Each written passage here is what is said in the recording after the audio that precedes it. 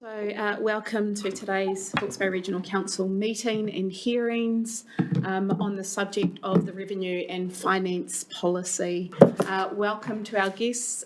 Kia ora, thank you for coming along to our hearings. We look forward to hearing your submission. And to start us, please, can we do our karakia together? We should all know it by now. Please join in. Whakataka te hau ki te uru, whakataka te hau ki te tonga, kia mā kina kina ki uta, kia mā taratara ki tai. E hi aki ana te ātakura, he sio, he huka, he hauhu, ti hei, mauri ora. Can I please call for any apologies for today's meeting and hearing? Apology for lateness from Councillor Robley. Councillor Robley. About 15 minutes late. We have Councillor Lambert online. Kia ora, Charlie, you're with us? Kia ora te koutou. Yep. Thank you. Those are apologies for lateness. Notices. Are there any notices for today's meeting? There are none. Conflict of interest declarations, please, particularly if you're in a senior position or a trustee to any of the submissions. Can you please declare those now? There are none, thank you. Okay, we move on to the decision items. So Nick, I'll pass it over to you. We have two decision items before we head into the hearings. Thank you. Thank you, through you, Chair. Just to note that this is the next step in what's a pretty significant process for this council of looking at how you levy rates on the community. So rather than the size of the overall rate take, this is, as you know, about how those rates are raised. Overall, the item summarises the process. Well, item 3 summarises the process that's been through, 541 submissions, and those have all been available for you to consider online.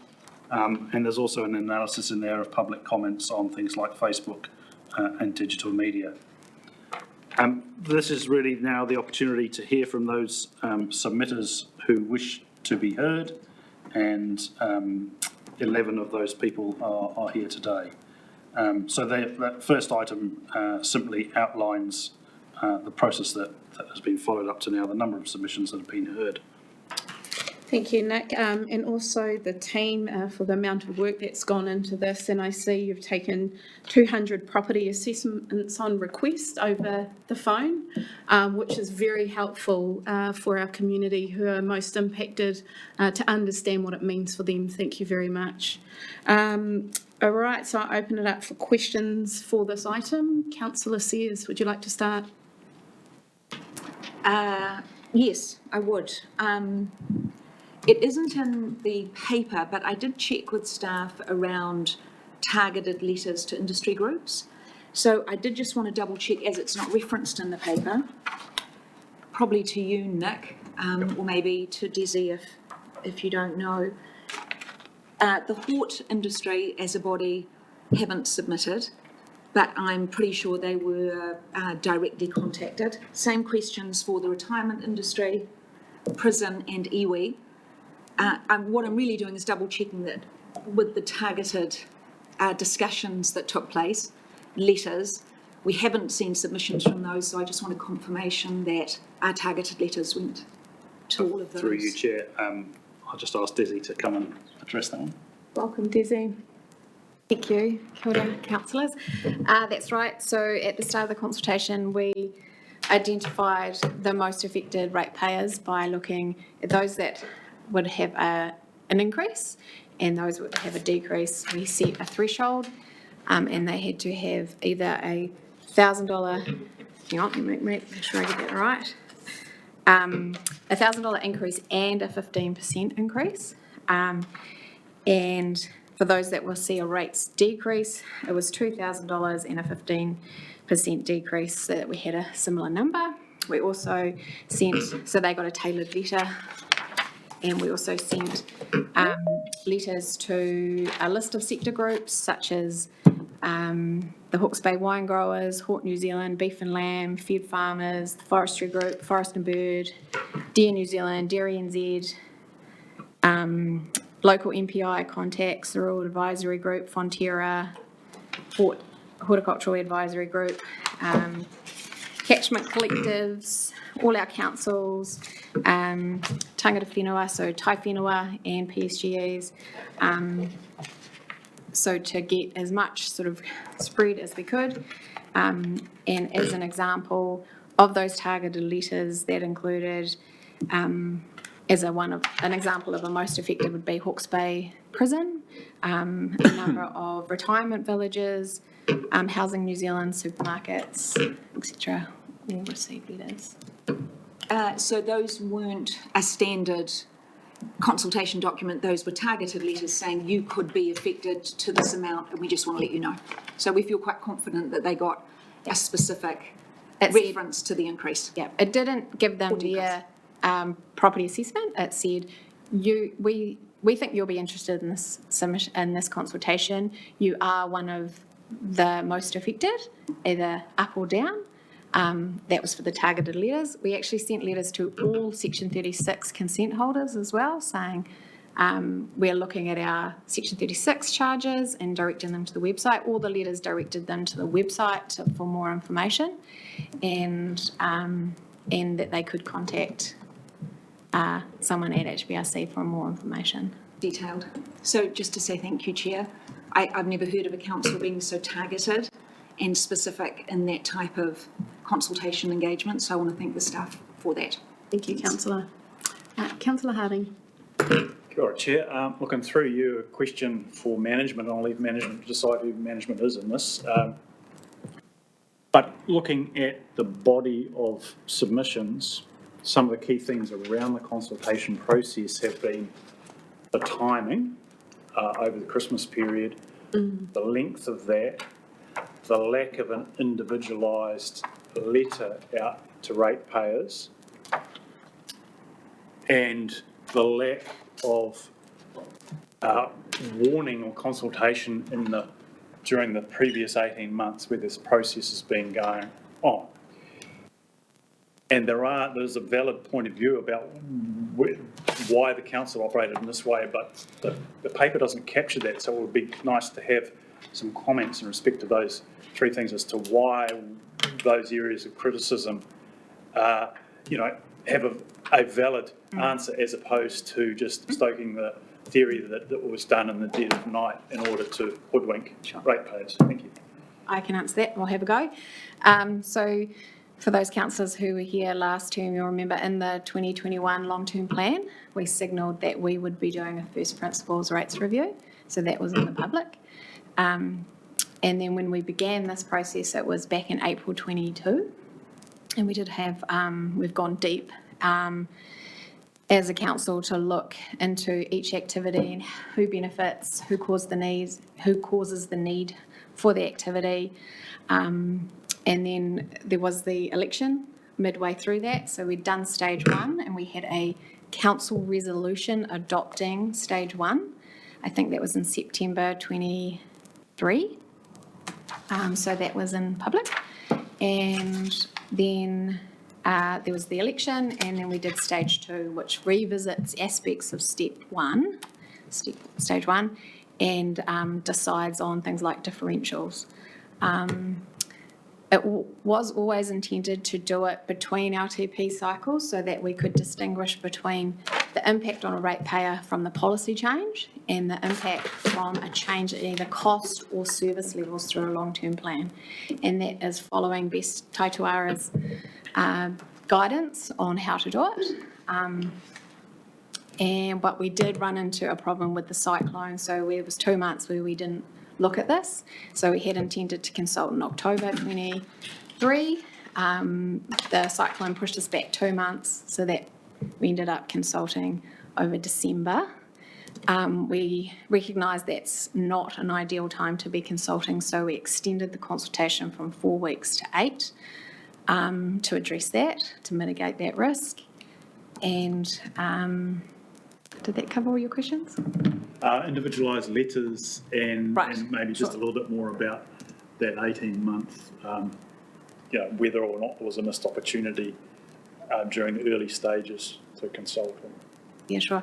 So in terms of the personalised letters, so there's 73,000 ratepayers, and that comes at a cost to, we just probably didn't have the resources to do personalised letter for 73,000 ratepayers.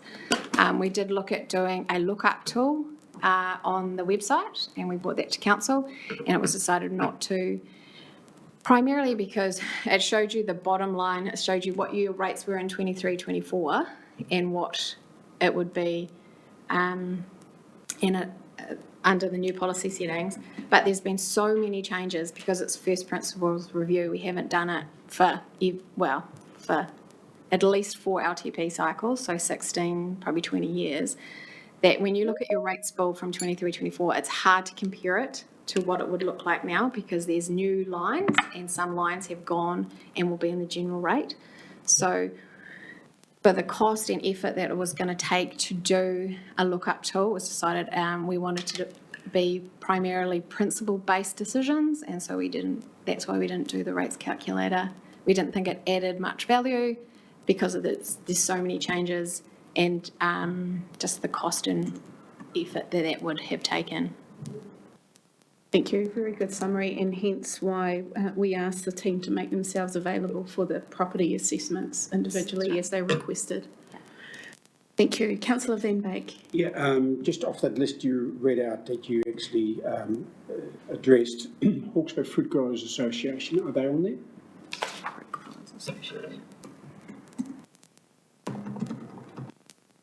You didn't read them out, so.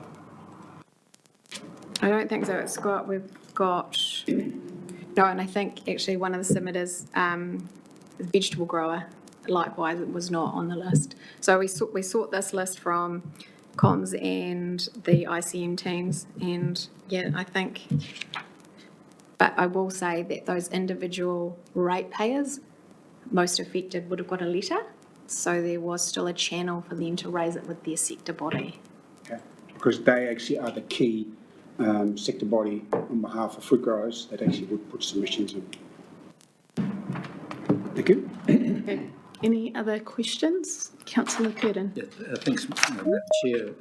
I just want to go to paragraph 10 and co in the paper, just to ask the question, has there been further analysis, or is there an analysis, have I missed something in regard to all of the submissions, the 8 questions, and yes, no, don't know? Is there a more detailed analysis of the global picture? We have got that. We were going to provide that for the delibs, but I can also table it today if you would like it. I think, Councillor, we will have half a day worth of deliberations on all the submissions. So all that information will be provided to us for the end of the month deliberations. So it's coming. Today's more about accepting that the submissions have come to us and that we hear those who wanted to be heard today. There will be time for that. Are there any other questions? Actually, just prompted by your earlier comment, is it fair to say with the lookup tool that history would suggest that if you have such a tool, people dial into it? If the rates are going down, no response. If the rates are going up, response. So it's at least a principle-based approach as opposed to is it costing me or not? I think that's fair. That was the advice we got from our specialist, Philip Jones, who's been advising us through this whole process and advised you something similar. So once you see the impact on your own individual rates, it's hard to see past that. I guess it's like to many consultation processes where you do hear from the most impacted negatively. If there are no further questions, we have a recommendation here on page 5 that the Hawke's Bay Regional Council receives and considers the written submissions received on the Revenue and Finance Policy Review. Can I please have a mover, Councillor Williams, and a seconder, Councillor McIntosh? Would you like to speak, Councillor? Really just, I think, to acknowledge the contribution our community has made. And I recognise and am aware of concerns over the timing of this. No timing would have been perfect, but there has been a very considerable response and it's been incredibly helpful. So just to share that this is a significant input to our decision-making process. So thank you to the community for responding so comprehensively. Councillor McIntosh? Any other speakers? Councillor Foley? Thank you, Chair. I'd just like to, further to Councillor Williams' comments, just acknowledge the Central Hawke's Bay people and the, I guess, the response for a small population of the region that probably overrepresented in the submissions. So thank them very much, and certainly heard them loud and clear through the process. Thank you. All those who agree say aye. Aye. Those against, carried. Thank you. The next decision item 4, the Revenue and Finance Policy Review Submissions Hearing. This is quite straightforward. We're essentially accepting those who want to be heard today. But are there any questions that you have concern about in this paper or this item?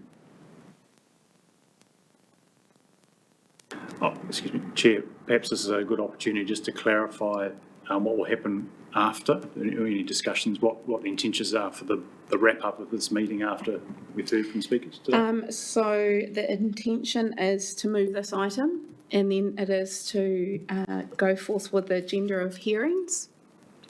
So we have 11 to be heard this afternoon.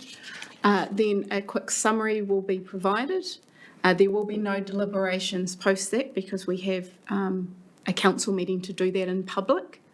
So I'm not in mind or favour to go offline and have any type of discussion in terms of deliberations. So it will end at the end of hearings, and then we will wait till the end of the month. Okay, that's fine. I just wanted to clarify. So there's no intention, we should just be completely focused on the submissions. There's no intention for us to try and break down or to get into a discussion around principles or decisions. No, that will come in the paper. Thank you. Thank you. And decision making at the end of the month. Okay, can I please have a mover? Thank you, Councillor Sears, and a seconder, Councillor Harding. All those who agree say aye. Aye. Those against, carried. Kia ora, thank you everyone. Thanks, Desi. All right, we will move on to the hearings. Now, what is our timing? It's almost perfect. So can I please invite John Bostock? You are our first to be heard. Just a reminder, and this will be fair across every submitter, that you have 10 minutes. I'm sure you've been informed of that. Alison will give you a ding, give us all a ding at 8, then 9, and then 10. So please feel free to leave some time for questions from the table to help understand better your submission. But we'll take them as read. Everyone should have read these submissions, so it's up to you to bring those to life, your points in terms of the proposal. So, kia ora. Thank you, Madam Chairman. I appreciate the time and chance to have a chat to you.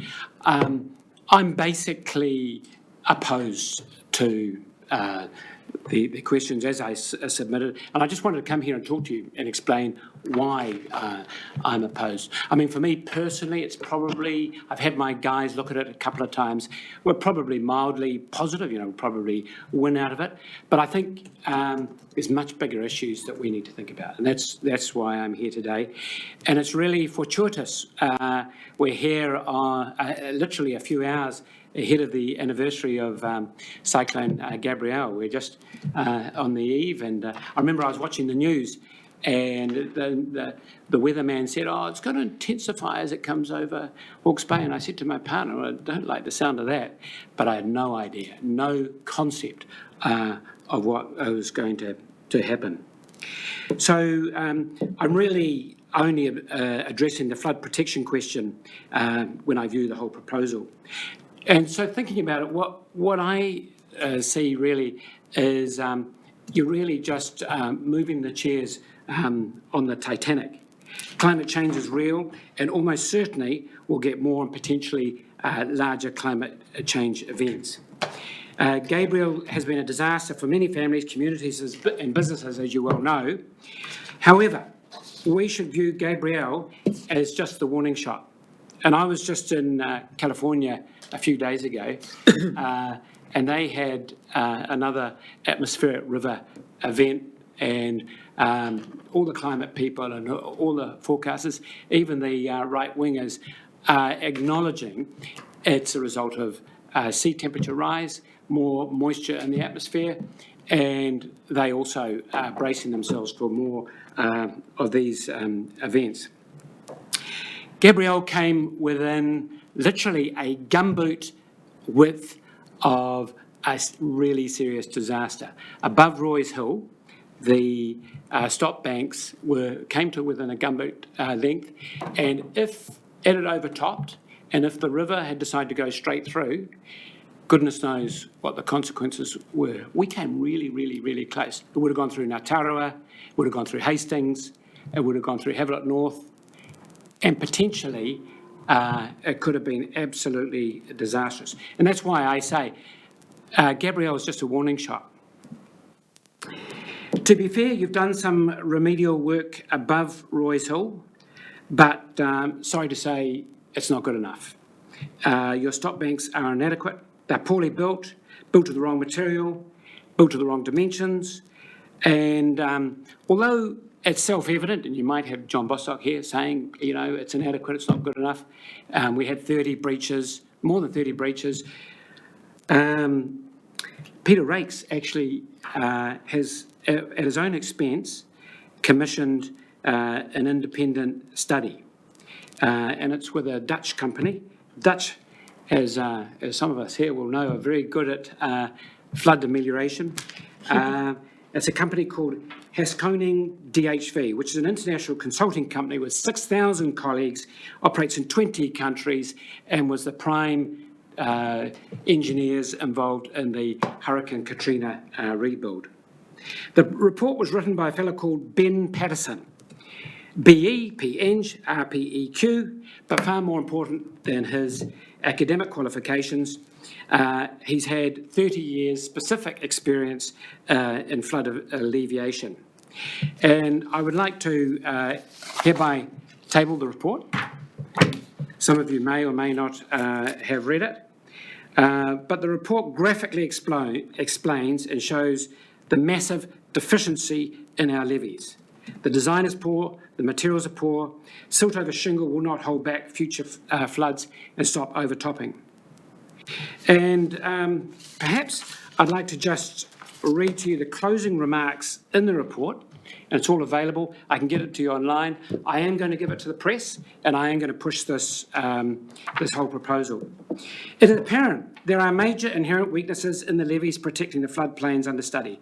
The weaknesses will inevitably lead to future failures during similar flood events with potentially disastrous consequences. There is an urgency and to the need to properly investigate flood mechanisms, mode of failure, levee systems, and the development of flood mitigation options. In the age of climate change, this is your single most important task. You need to employ people who know what they're talking about with the experience to design a robust flood alleviation program. And I'm not only talking about raising and strengthening the stop banks, not even necessarily raising them, just stop them breaking down. And there's lots of other options, including withholding dams in the hills, lowered stop banks to allow overtopping in designated areas. There are many other things, but it needs a comprehensive design. We don't know how much it's going to cost. We need to figure it all out. There is no sense in Hawke's Bay Regional Council having investments in houses in Wellington, shares for a rainy day when you've got an immediate problem on your hands now. And since Gabrielle, you know about it now. We know about it, we've got a study, we've seen what's happened. I don't think any of us could have imagined that this was going to happen. we now know, and that really changes everything. You need to sell some or all of the assets, focus much of your rate income on this single issue. You can leverage capital with central government to design and build a robust protection system and refocus rates on this issue. If you don't, you will be held responsible because we now know the clear warnings and the potential for disaster. It is time for leadership, in a way, and the team, by councillors are not fiddling around with a rate apportionment. So I say stop shuffling the deck chairs and steer the ship away from disaster. Thank you, John. In case it wasn't clear That where was it came a from. fantastic, long-term plans submission.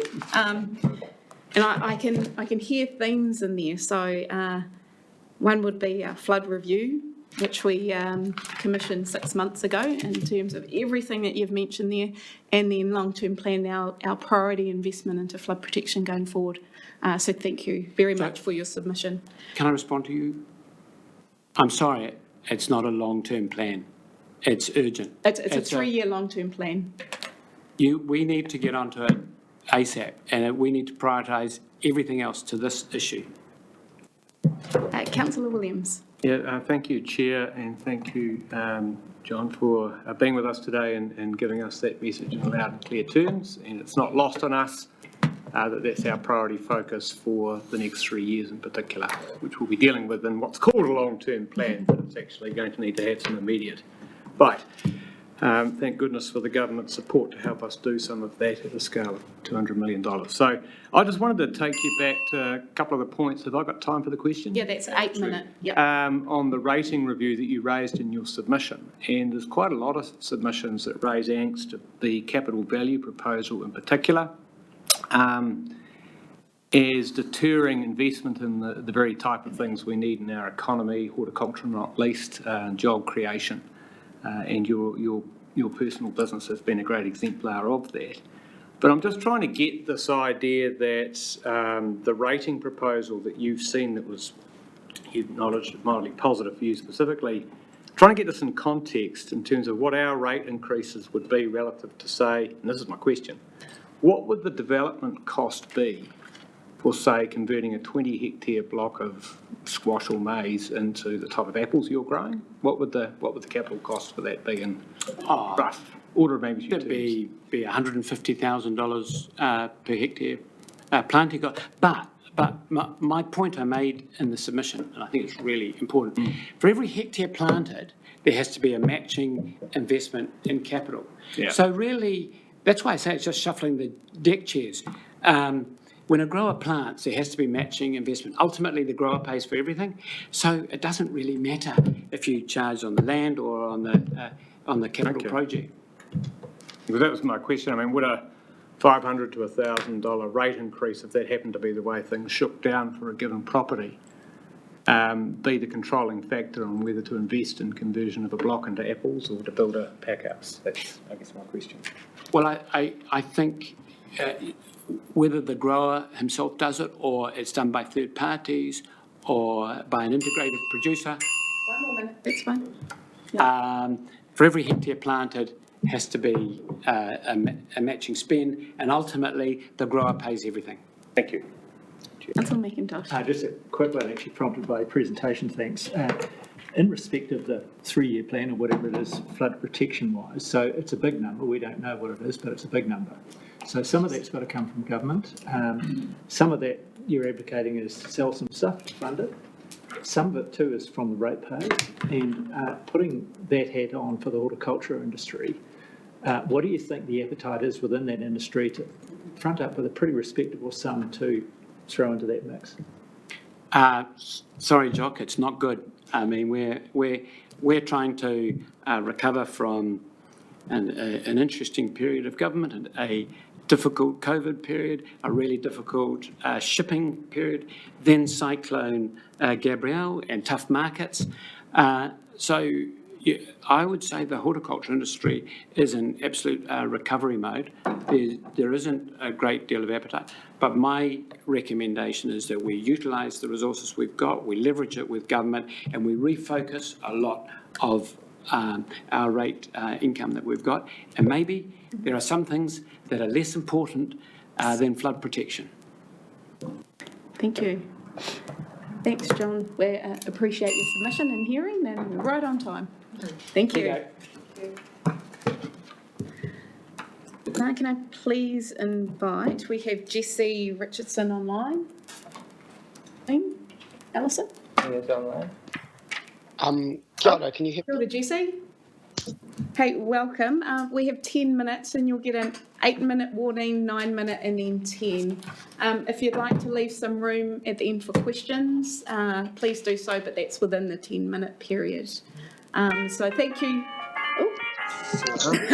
Thank you for your submission. And we've taken it as read, so please, just the key points you want to get across further. So thank you. We'll pass it over to you.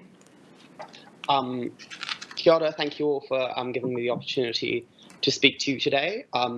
So my name is Jessie and I represent an organisation called Common Ground Aotearoa, and we do a lot of work with councils across the country in terms of how to make rate systems more equitable and also more economically efficient for creating growth and healthy cities and districts. So the thing I'd like to get across to you guys today is the importance of keeping specific rates, mainly the general rate, on land value as opposed to shifting it to capital value. So the reasons for rating on land value are clear. The reasons for rating on land value are that land represents a sort of like metric of the value for services that constituents are getting. But more importantly, it is also more equitable to rate on land value. So that's the main thing I want to get across today, is this question of equity and how that relates to land value and capital value. Because my understanding on reading some of the consultation documents is there seems to be this flawed idea floating around that capital value is more equitable because it better represents residents' ability to pay. And there is some weight to that idea. But the important thing to understand is that land value ends up being more equitable. And we've done a lot of research on this across dozens of districts and cities in New Zealand.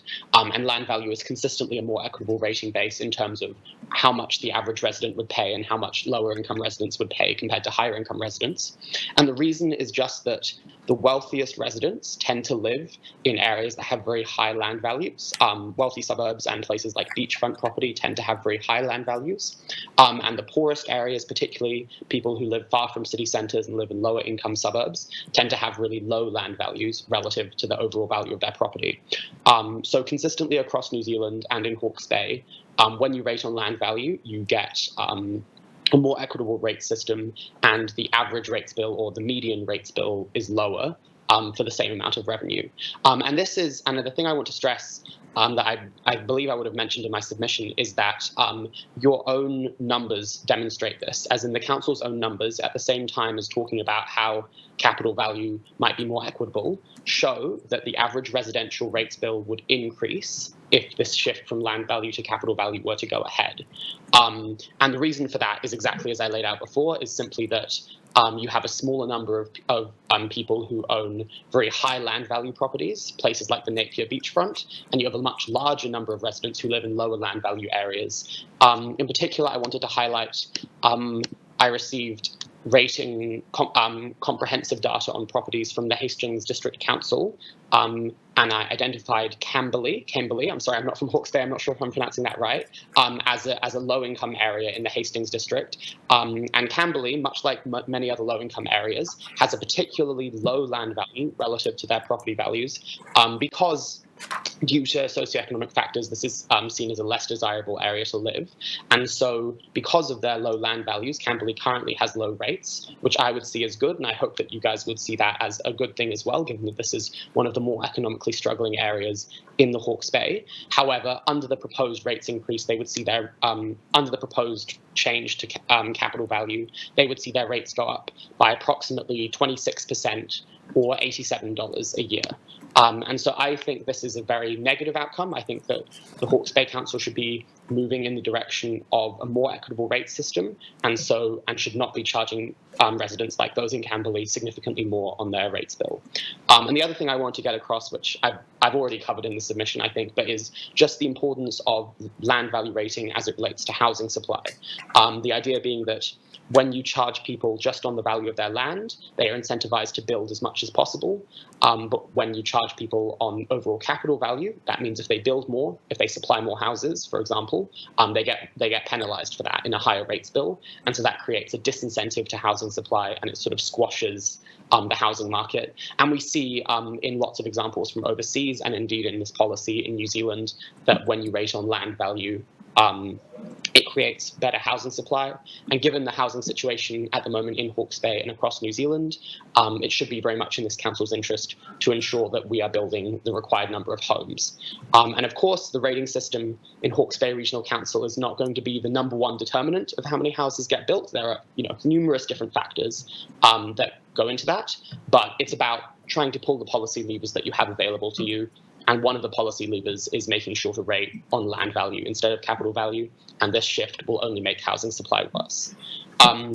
I also want to stress the overwhelming response that there has been from the community to this proposed change. I just looked at the submissions document now, and I believe that the total number of people supporting the change from land value to capital value was 34, and the total number of people opposed to it was 477. So about 12 times as many residents were opposed to this change as were in favour of it. So yeah, overall, strong community opposition to the shift from land value to capital value. It's bad for equity, particularly bad for low-income areas, and the council's own documentation reflects this. And it's also bad for housing supply.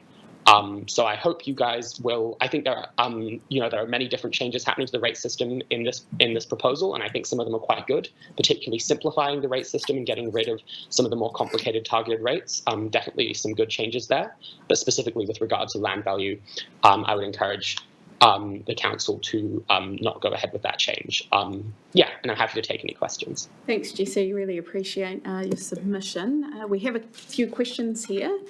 So, Councillor Harding. Kia ora, Chair. And through you, thank you, Jesse, for your dedication to the cause of this. Might be a dry area for some people, but obviously it's a passion, and we appreciate the expertise you bring. Look, I also want to thank you. I represent Hiratonga Hastings, urban constituency, and it's not lost on me that whilst there is an argument, and the argument that's been presented by the council, that overall equity is improved by going to capital value, that when you delve below that headline, that there's a lot of potentially unintended consequences. And thank you for bringing the Camberley example to our attention. I would also, Flaxmere is similarly affected as lower overall capital value, but much lower land prices. So I agree with your assertion that our own data tends to run counter to a certain extent to the overall equity argument. Look, specifically, I wanted to ask you for your understanding of the trends, the national trends between land value and capital value as the basis for general rating. And one of the arguments that's been presented for this council to go to capital value is that nearly every other regional council in the country does so.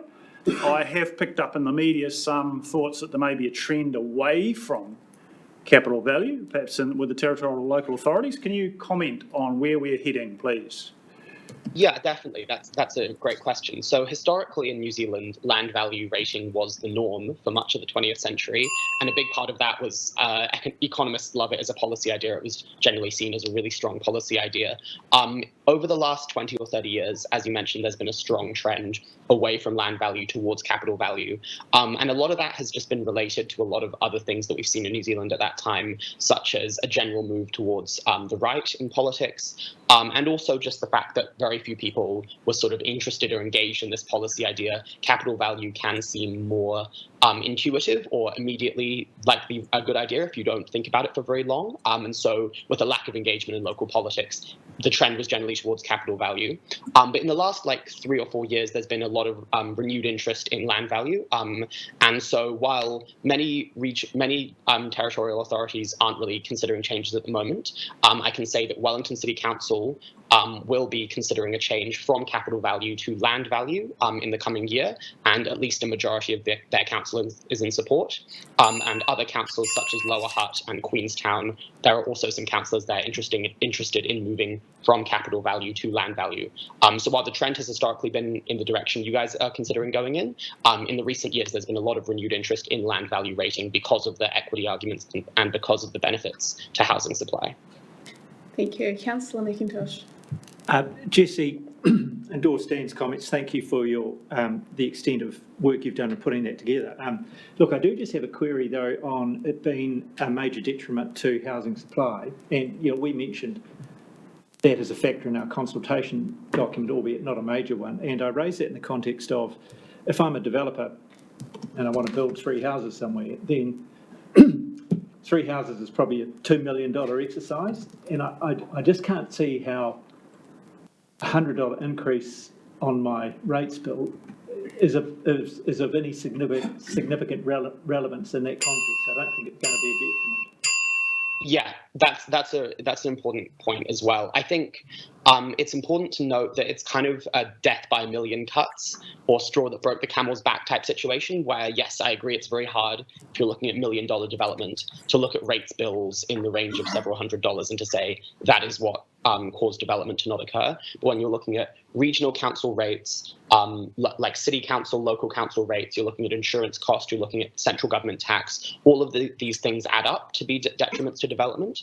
And so while I agree that creating that extra detriment at the regional council level is not going to massively move the dial one way or the other, we want to be removing as many of those barriers to housing as possible. So this is just one small step. I can't say that you will see a huge decrease in housing supply if you make this change, but you might see a very small one. And overall, we just want to be moving in the direction of building more houses. And so even if it's a small change, it's worthwhile thinking about those repercussions. Ultimately, because the Hawke's Bay Regional Council doesn't collect a huge amount of revenue compared to many other councils in New Zealand, all of the changes that are being discussed here are somewhat small in scale. So we can't say that any of these changes are, going to be a panacea or the end of the world, but it's about trying to do the right thing on the small scale and then also hoping that other parts of government are going to do the right thing on bigger scales as well.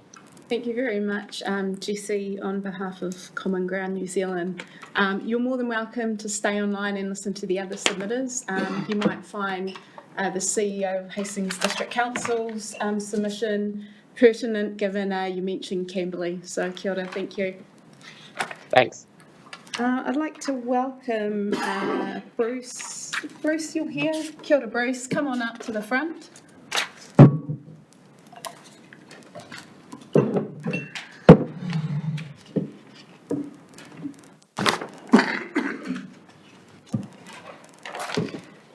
Welcome, Bruce, and thank you for your submission. Kia ora.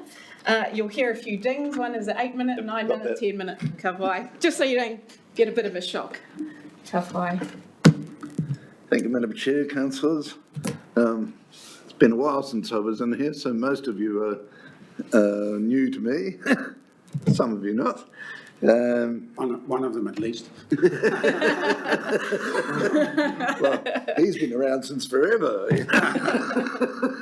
And Martin too, of course. Not quite so forever in your case. Anyway, I will take it that you've read my submission, and so I'll just speak to some of the points that I want to particularly get across. Leaving aside the debate about land and capital value, the most iniquitous change proposed in this is that concerned with the land management, sustainability, biodiversity, pest control, etc. Basically, as I see it, what you're proposing to do is to have the urban residents pay for land sustainability. And I'm sorry, but that just doesn't compute for me. Now, I realise that this is a finance-driven initiative, and bean counters like things simple, and doing away with a targeted rate that only targets certain sector of the community is probably right up their alley. And I have little doubt that the proposed change is also supported by the farming lobby, who similarly don't like regulation and like things nice and simple and so on. And both things have to do with costs. I think the elephant in the room is probably monitoring and consent management. And everybody's aware, I'm sure, that that's not as good as it should be. I will not hesitate to say that I would be surprised if less than 50% of current consents are actually adequately monitored. And there is increasing pressure on councils to monitor those consents better. Obviously, that's a big upcoming cost. And if I was a farmer, I would want to dodge it if I could. But to put those costs onto urban residents is punitive. Now, you know, I'm a pensioner. I live in a modest house on a small section in the middle of Hastings. My contribution, if you like, to sustainable land management is, I suggest, minimal at best. Maybe something to do with pest and animal control, but that's it. All the major services, sewage, water, whatever, are paid for by my district council. They're not paid for by the regional council. But if I'm a farmer with, you know, a couple of thousand acres, no matter what I'm doing, well, particularly if I'm doing dairying or orcharding or vineyards even, not to mention forestry, then what I do on my land very much impacts the land and has downstream impacts in terms of, well, managing my runoff and the nitrates and so on and so forth. Those are costs which I fairly should bear, not the urban resident. Now, as it stands, 75% of that particular rate is already paid by urban residents. Now you're proposing to move that to 100%. So it's already inequitable. And the impact, as your own figures indicate, farms, great. They have a reduction of, you know, 30, 40% in some cases in their rating bill as a result of this change. Great for them. On the other hand, you know, I'm facing a rates increase of about 30% for this change. Some places, as in some identified, I think it was Camberley or Flaxmere in your paper, 69% increase. Again, that is punitive and unfair.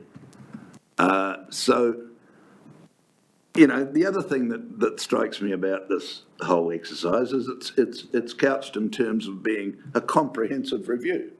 Well, I'm sorry, but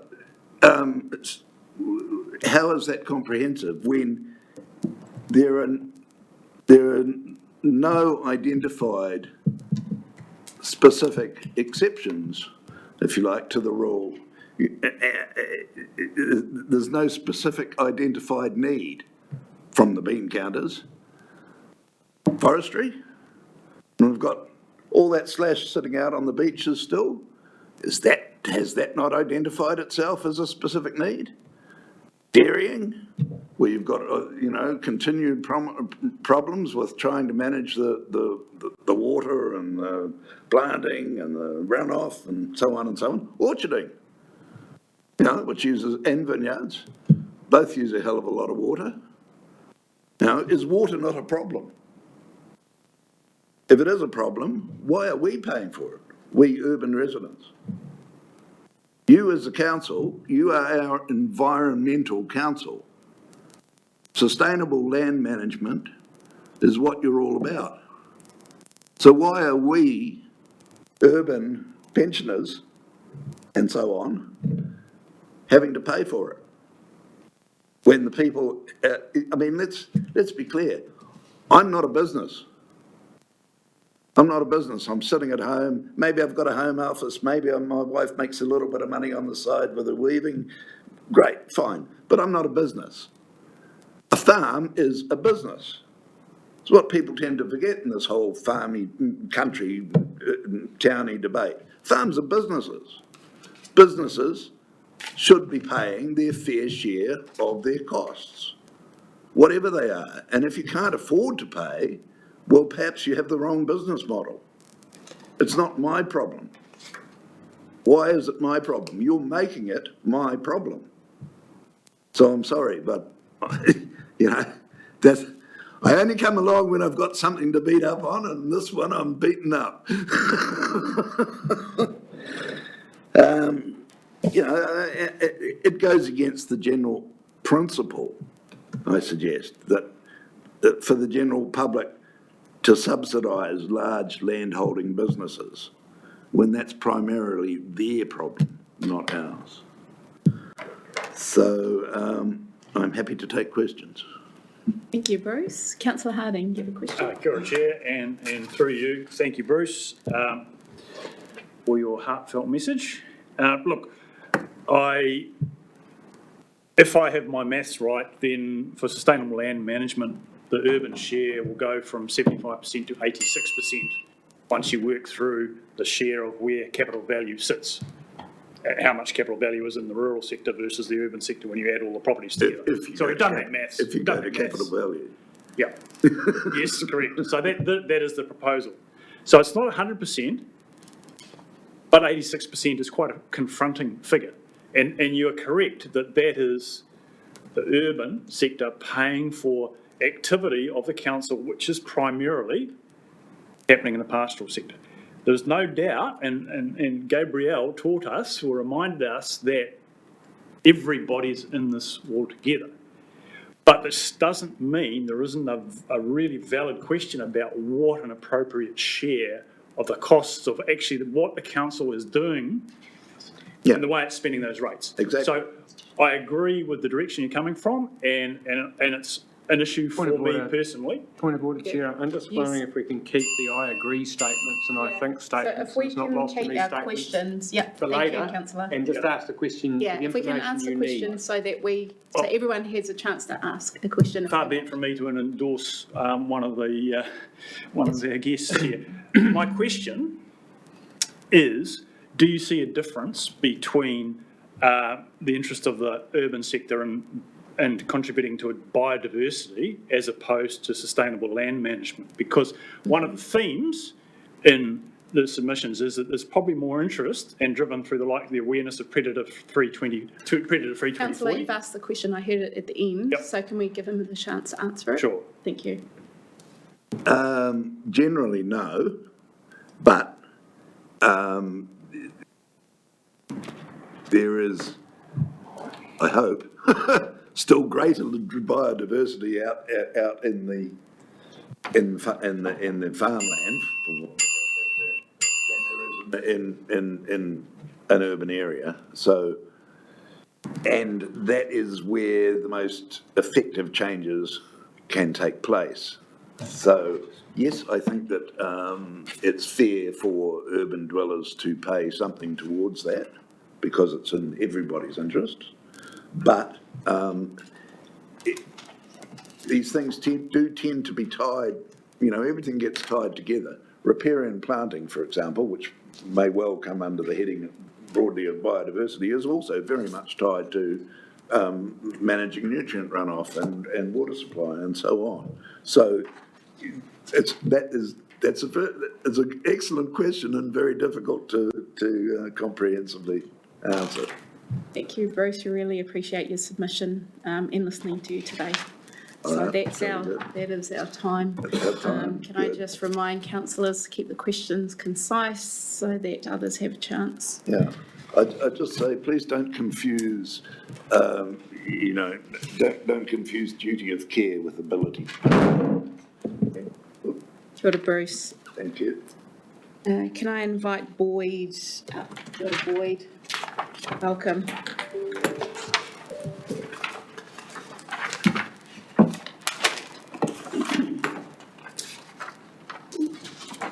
You join us from just down the road. Welcome, thank you for your submission. Take it as mainly read, but please share your key points to the proposal. Thank you. Chair. Kia ora, councillors. Thank you for allowing me to talk to my submission. My submission opposes the move from land value rating to capital value rating. The opposition is not based on the quantum impact of the rates to be levied, if any, but the mechanism on which the rating value is being assessed, which is a key determinant in the striking of the rates charged for each property. Simply the rating valuation mechanism and the way it is being implemented has performance issues that may affect its long-term viability and not being fit for purpose. This statement is the findings of Land Information New Zealand's own review, to which I fully conclude and agree. The LINZ review notes that 20% of the revaluations were not certified the first time submitted between 2014 and 2019, and in 2020, 41% of the revaluations did not meet requirements when submitted. While the Office of Valuer General is trying to implement remedies to improve the quality of the assessments, the reality is they are struggling, and certification is still a concern, with many still not meeting the requirements at first submission. The LINZ report and the response from the Office of Valuer General are attached to my submission, which I trust you'll read. The key factors discussed that are being raised by LINZ review are, it's section 33. Clearly indicates that the understanding of the market, the sales and the link is inadequate by the VSPs, valuation service providers, and that intangible factors such as land consents, licenses, rights to grow are not captured. A key point is also the valuation role maintenance and its inadequacy. Section 37 states that revaluations are becoming more complex. This effectively is stating that if a territorial authority has a flat market or a very homogenous asset type, the revaluations are simpler. Hawke's Bay is not homogenous and is not a stagnant market, it is quite dynamic. The other concern raised in the LINZ review at sections 33, 44, 45 to 46, 48 to 58 are all based on the lack of resource, skill and knowledge of the valuation service providers to be able to maintain the district role and complete a revaluation. As a committee charged with ensuring robust financial solutions, to be reliant on potentially questionable outcomes with uncertainty up to the quality must raise concern and risk. A large part of the demise in the quality of the VSPs has been the lack of budget allocated by territorial authorities for the revaluation exercise and the focus on cost rather than other deliverables. It has simply been a race to the bottom by the valuation service providers undertaking this work and a barrier to other service providers entering the market. At sections 63 and 64 of the review, it talks about the territorial authority's lack of oversight and the misguided trust in the valuation service providers. This view is likely held by public due to the lack of information and understanding of the process. As public awareness grows and transparency increases of information held, I suggest increasing pushback from the public will increase, potentially increasing more challenges to valuation assessments, particularly under a capital value rating system, and the cost to the VSP and therefore the territorial authority will increase. The last major concern raised in the LINZ review is that the quality and maintenance of the National Property Database and roll data is failing. This was dissolved in the late, not dissolved, in the late 1990s and has had patchwork maintenance ever since, if any. Simply put, the data is not accurate, it is often not fit for purpose, yet is being relied upon to derive values. As per my submission, I acknowledge that until such time as a replacement is developed, the territorial authorities are required to assess rates based on the current rating legislation and system. I also suggest that remaining with the land value rating while not removing the issues highlighted in the LINZ report and review lessens the risk of errors and reduces some of the pressure on valuation service providers to deliver the potential challenges that will arise under the capital value rating. The retainment of the land value rating would allow simple focus on the land component of the property and remove the complexities introduced when assessing capital value assessments. I'm not suggesting here that the land value assessments lack complexity, but by narrowing the focus on the factors affecting land would remove the burden of valuation service providers and still provide the territorial authority a viable base. It would improve the accuracy of the value assessment, particularly when aided with improving geospatial technology. I've also suggested there should be a consideration and lobbying by the territorial authorities to remove the requirements to assess capital value full stop and completely focus on land value and not assess capital or improvement values. The risk of failure of the current assessment of rating values is real. If it does fail, the territorial authority will need to be able to implement a rating system quickly without significant cost. A land value-based system will be more achievable than a capital value system if that were required. My proposition is that the land value assessment currently meets and has more alignment to the three advantages given in the Regional Council's consultation document.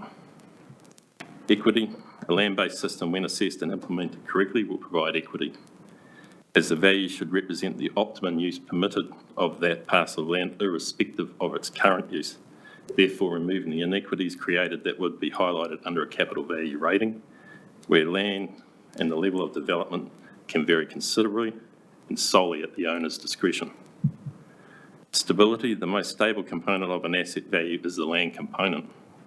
The land resource within New Zealand is finite, which is then further controlled by increasing central and local government policies, which is increasing land scarcity. Therefore, if stability is a true motivation, you would not move away from land value basis, as this would be the most stable over the long term.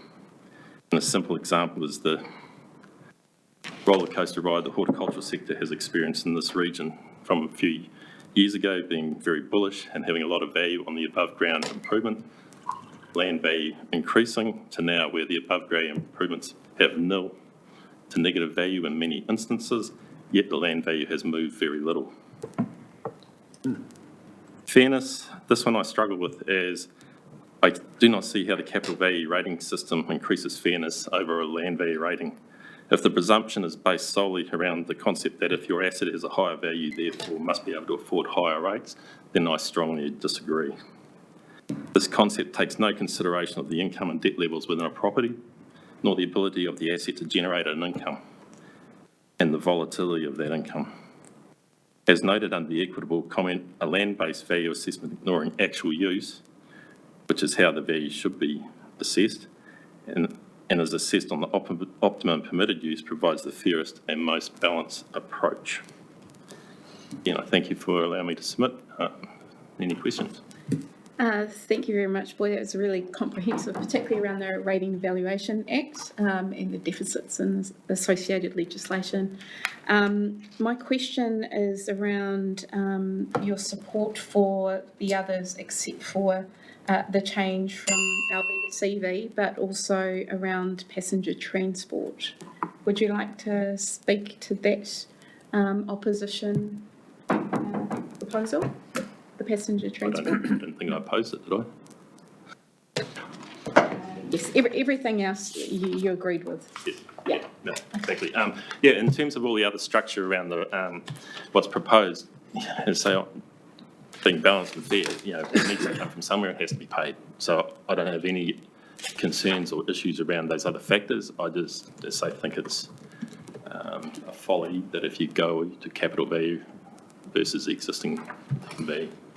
Thank you. Questions? Councillor Williams. Yeah, thank you very much, Boyd. The question of stability is one that interests me. We've seen property cycles go up and down over the last 20 years. Are you saying that that's majorly driven by land value rather than fluctuations in capital value, or is it the other way around, is your proposition? That's one that's been really intriguing me. say I'm here as an independent resident, not as in my day job, but my day job I'm a registered valuer, so just put that on the table.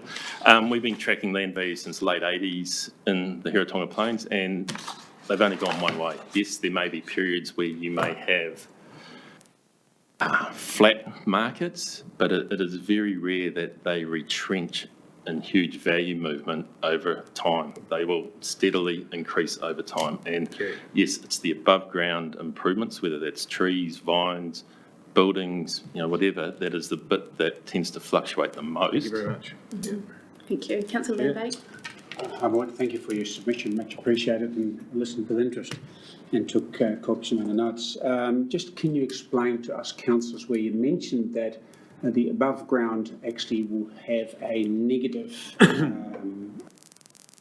value? Can you explain how that could possibly?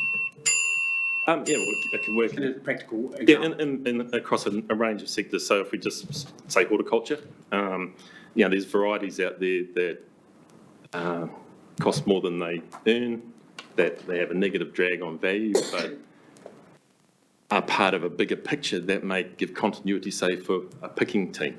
So they stay there to provide that continuity, to provide labour source, but actually have no value to the property. So when we're doing valuations, they will be zero or negative.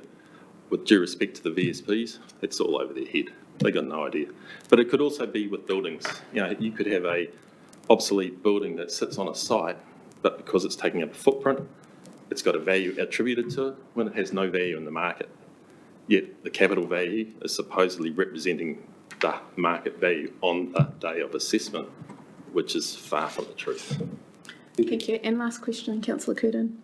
Thanks, Madam Chair. I know we're very short of time.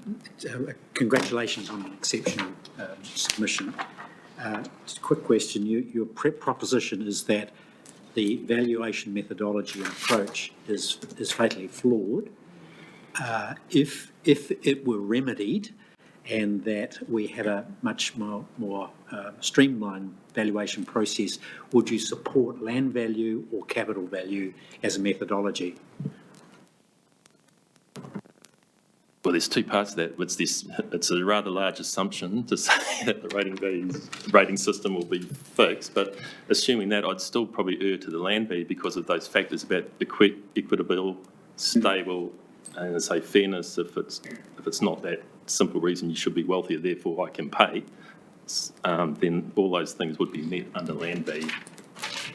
Thank you. Thank you so much, Boyd. Thank you. Really appreciate your submission and time. Thank you. Can I please invite up Paul Bailey? Kia ora, Paul. Welcome back.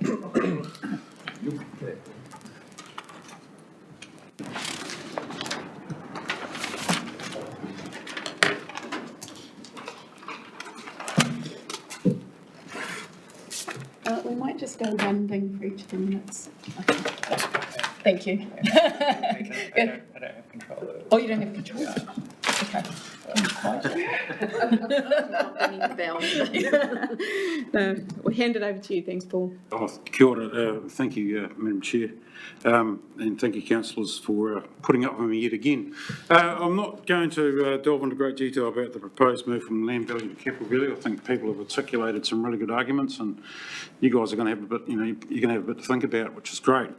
But I want to instead focus on two things which I made in my submission, or talked about in my submission. One was the science charges, and the other one was the sustainable land management and biosecurity proposal. And that's simply because I feel that in the proposal that was in the consultation document, it demonstrated that there could be perverse outcomes from making the changes that are proposed, which perhaps could be rectified if certain changes to the rules were made. And of course, with the freshwater science charges, I pulled out my favourite hobby horse, which was the science charges being paid by Water Holdings Hawke's Bay are going to be reduced simply because they don't own landed property. And a certain percentage of the science charges are going to be based on landed property, unless I've misinterpreted the proposed changes. That's one perverse outcome, which could be rectified. And the other one was around the sustainable land management and the biodiversity proposal. I said in my submission that I'm serious about supporting the predator-free goals, and as a ratepayer, I'm happy to pay further to support our rural ratepayers to do more in this space. And I am genuine about that. I really do think that. But I was thinking more along the lines of our pastoral farmers, our sheep and beef guys, horticulturalists, and so on. And it wasn't until after I'd made my submission that the article appeared in the newspaper talking about the changes, what the changes to that particular rate are going to do with forestry, that I thought that's what I'd come along and just have a chat to you guys about. Well, because I think forestry, of course, has an issue at the moment with their licensed to operate. As Mr. Bissett pointed out, the slash that's on our beaches at the moment, and what's happening over the years up in Tairāwhiti and Marambaiora and so on. They've got they've got some real credibility issues, and to see that their rates are likely to reduce by a significant amount and a significant percentage, because you're no longer going to be charging them for this biodiversity or sustainable land management rate as you were in the past, I think that's going to stick in the craw of a lot of people. So again, I think that's something that perhaps could be remediated by a slight tweak in the policy. We all know about what happened up in the Wairau District Council when they decided to hit forestry properties with a specific rate around their transport or roading up there. And they proved successful, and I think it was in the Environment Court. They may have won that particular case. Can't remember if it was Environment Court or the High Court or wherever it was. But it can be done.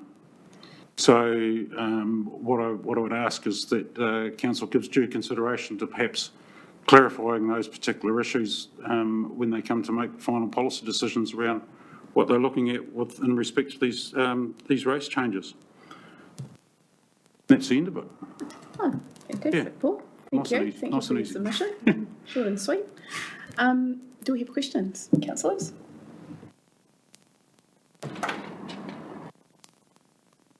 There are none. Thank you, Mr. Bailey. Excellent. No worries. Thank you, guys. And I wish you all well in your deliberations. Yeah. Thank you. Rather wouldn't want to be in your seats at the moment. Thank you. Oh, thanks. I remember you did stand though again. Hey, it's only another couple of years. Right. We're running well on time, team. So, Anna, would you like to come up and we can hear yours since we don't have anyone else here? Later. Oh, I thought I was at 3:30. Even later, but let's hear you now. Okay. Yes. You would help us out greatly. Thank you very much. Right. You might get a couple more minutes on me, possibly. Okay. I might be able to pay for another parking.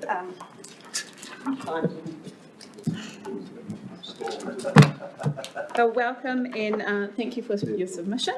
And well, you know the drill, 8, 9, 10 minutes. And question time at the end if you'd like. Sure. Thank you. Kia ora and thank you, Haniwai, and it's good to see so many familiar faces around the table. I certainly, I think you're in a really strong position now, having read, I think I've read the 500 so submissions and listened to many of the submissions today, that you've been sent a really strong mandate from ratepayers that the switch from land values to capital values is not supported. And I think that had you undertaken even more extensive consultation, you would find that that would be multiplied and multiplied and multiplied. There is no reason to switch. None whatsoever. It's a waste of time. There are so many other things that are more important right now than switching from a land value for general rate to a capital value one. In your submission consultation information, the only single thing you highlighted as being a negative was the impact on affordable housing. Every single one of you knows that affordable housing in Hawke's Bay is one of the biggest things that we need to deal with. And as you've heard from far more experienced submitters than myself, it's the compounding impact of what you are intending to do that will impact on the whole community. We need to support everyone into affordable housing. We need to support ways to encourage people into home ownership, and we need to support people to want to come and invest and build homes here. So if the only reason you can see from your consultation document is that it could impact on affordable housing, isn't that enough to stop a switch that you've seen an overwhelming number of submitters stand up against? I was really disappointed in the way that you chose to engage with the community. And I have heard from you that you felt that the advice you got and the 1,000 targeted letters that you wrote were sufficient. But I think if you could do it again, you perhaps might have thought a bit longer about it. I applaud the Wairoa councillor for going out and talking to their community, holding a public meeting. We're here for you to ask us questions, but at no time have you given the public the opportunity to ask you questions. The good old days when we had a regional council where you used to go out and have some public meetings and talk about these things, it's about getting back to basics and doing a bit of that. And I'm absolutely sure as well that if we hadn't stirred it up, if we hadn't put a few, hot things in the fire, people still wouldn't have realised what was going on. And I don't really think you can be that proud of that. And I think you can learn, particularly going forward, because we know this is the pre-circa to what's coming with the annual plan. And we know that. So to say on one hand that the switch is not going to increase the size of the pie, when you know that in a few months' time you're highly likely to be going out and asking for a bigger pie. And if I'm wrong on that, and you can all sit here and say that behind what's going on today, you haven't already had papers looking at increasing rates in anywhere, then I applaud you. But I don't think that's the case. And so at a time when people need the regional council to really stick to the basics, instead of getting wound up on switching rates and slicing pies and talking to us about big pies and small pies, which is what your communications was all about, I think it is a really good time to think about what's been said, to read the submissions, and it's an absolute no-brainer. The message is very, very clear from the people of Hawke's Bay that this switch is strongly, strongly opposed. Thank you for your submission. And I'd have to say that we're a council who takes our responsibility very seriously. And a part of that is setting good policy. So that's what we've gone about doing. So that's just a short response there. But the question I'd like to first ask is, you have a lot of detail around the switch from land value to capital value. Do you have any other response to the other proposals made in the consultation document, those changes? No, I chose to submit on that because I felt that had you undertaken a more insightful consultation instead of curling it in with everything else, we may have actually been able to spend more time looking at those details. So no, on this one, I certainly in my submission have spoken about how I think the consultation process, particularly the timing, and I accept that you've said that you need to get it done before you go out to the annual plan, but my view is that I don't agree that in giving 8 weeks over the summer break is effectively a double extension. I don't think that people, I mean, none of you came to any held any public meetings. None of you were about, did you think about that, how you could have public meetings during the summer holiday break? Because that would have been really tough for people to get to. And that's why I spent my entire submission on the switch and the lack of consultation. I still can't work out why you only wrote to those people that were having 1,000 rate increase, when wouldn't people who are getting $500 or a $250 rate increase deserve some type of direct contact? Then I heard earlier today that you said that it was too expensive to communicate with your 70,000 ratepayers. You send a rating bill out, you send emails out. There was just no direct way to communicate. And then we're told that the tool was too expensive.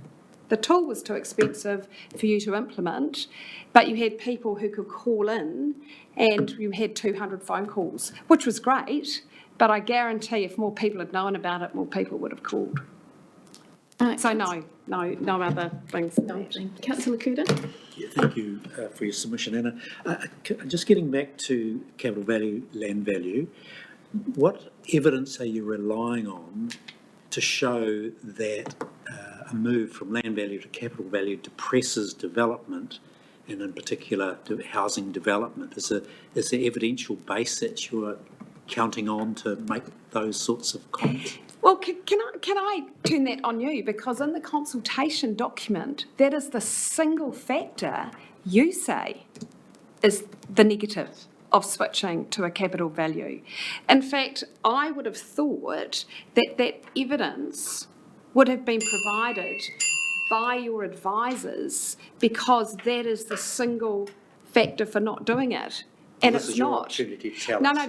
but what I'm saying, well, absolutely. I don't think that a capital value is a fair and equitable way to rate. I mean, we've heard from the regional council saying people who have capital have more disposable capacity to earn more.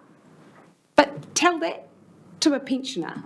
Tell that to a person on a fixed income. Where is the extent of ability to earn more and pay more in rates simply because you're a homeowner? And people have mortgages, we've got cost of living to increase. The evidence is there, but I do find it ironic that you're asking me for the evidence when it was your advisors and providing you with the evidence. You must have it and should be sharing it, because I haven't seen it. We've got the answer. So, Councillor McIntosh. Anna, many years ago, I, like you, was engaged in PR, and it was my experience that on the subject of consultation, you simply don't get people phoning you up and say, oh, that was a really great consultation exercise. It just doesn't happen. But my question is, I'm interested to know if you've got examples of local body consultation where people have come back and praised the institution for the consultation that it's undertaken. Well, I have to say that the consultation on the selling of the Napier Port, even though I wanted to see it remain in local hands, was a very good example of a regional council of the day that consulted extensively with ratepayers and went out early, held public meetings. In fact, it wasn't that long ago that you had a regional council that did hold public meetings. You had Rick and Rex they would hold public meetings. I think engaging in every single way possible and hearing all types of responses is good. So you have shown that you can do it. It's just this time round, I think you blew it. And if you don't bring people with you, you get what you saw today, and you'll see it. An overwhelming response rejecting something that you probably thought was going to land reasonably well. Thank you, Anna. I think that's our time. Thank you. Thank you. Do we have Jim here? No, Jim hasn't arrived. Scott Wilson is here. Yes, Scott, are you happy to come up now? Thank you.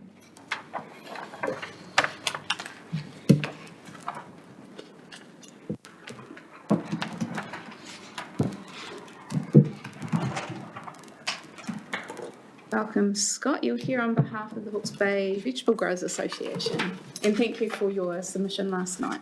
Kia ora. Kia ora. Thank you for the opportunity to speak today, and on behalf of Hawke's Bay Vegetable Growers Association, we represent a part of our community that's involved in the most important job in the world, growing good kai. And I speak today on behalf of the vegetable growers particularly, but the horticultural sector widely as well too, because many of our growers cross boundaries in the crops they grow, from permanent crops right through to, we have probably about 10 local growers that grow fresh salad crops and fresh greens, and unfortunately with an ageing base as well too. So we're not increasing our grower numbers at the moment. It's consolidation through corporate farming and other things that are going on as well. More growers are leaving the business than gaining. So we've put together this submission with input from many different growers. And I apologise from the growers' lack of direct submissions, because it comes at a time of year when most of us are under the pump in the busiest times of the busiest years of the month, busiest months of the year for us are December, January and February, and this is where we are now. So re the change from LV to CV, we oppose this as it unfairly increases horticulturalist rates. The council's own estimates there, suggest an average of 29% increase for Hastings horticulture, and we don't feel as though we're in the state as an industry to handle that increase. It's a very negative impact on us. Had we had further chance to consult time-wise and with more external input, we would have a lot more to say on that. But I take it as read. We were very disappointed in the consultation process that didn't happen, and I've noted that in my submission there. None of the normal pathways of district associations, our primary producers group, the HAG group, which we set up post-Cyclone Gabrielle, which we meet every 2 weeks. There's a council staff member on that HAG group, the Horticultural Action Group, started as a subset of the RAG group because we felt those of us recovering from flood issues and needed to have a horticultural voice at the table, so we started the HAG group. That information dissemination has been poor both ways, and there'll be faults on both sides, I'm sure, and we apologise from that from a grower's point of view. The timing pre-Christmas, and I've heard a couple of submissions, that wasn't good for the growing base. I'll reiterate that. The first we heard about it was not direct letters to the consent holders. It was more of a generic heads up, something's going down and this may affect you guys. And when we got our head around it and we managed to sneak in a small, short submission, and then we've added to it today. So I think that's really the piece about the LV to CV. We've heard a lot about it. We've canvassed some land valuers who would say that they don't support it. They're not aware of the direct implications of it. Horticulture New Zealand, who is our overarching umbrella organisation in New Zealand, doesn't think it's a good idea either. So we're not supporting that. The Economic Development Fund, we oppose an increase to this rating from the status quo. because we're yet to see some runs on the board, and that we've seen so many different reiterations of economic development agencies in Hawke's Bay. There's been some good work done. There's been a lot of disconnect between the different 5 TLAs in the area. So we think if this is going to be done, it needs to be done really well, please. And would need to follow that. We haven't done the homework on that. Our main issue is around the flood protection schemes. We oppose the change. We support the status quo. Once again, very poor consultation on that, how the money will be spent and which areas need to be protected. And I think as a wider community, we need to have some real input and some open public meetings on how we're going to do this, because many of us were affected in the 1980 December floods, 28th of December 1980, when the stop bank burst at the back of Jerriff's current property, the end of Twyford Road, and people punched out through their roofs and were rescued by helicopters in 1980. We've seen a similar thing in Cyclone Gabrielle.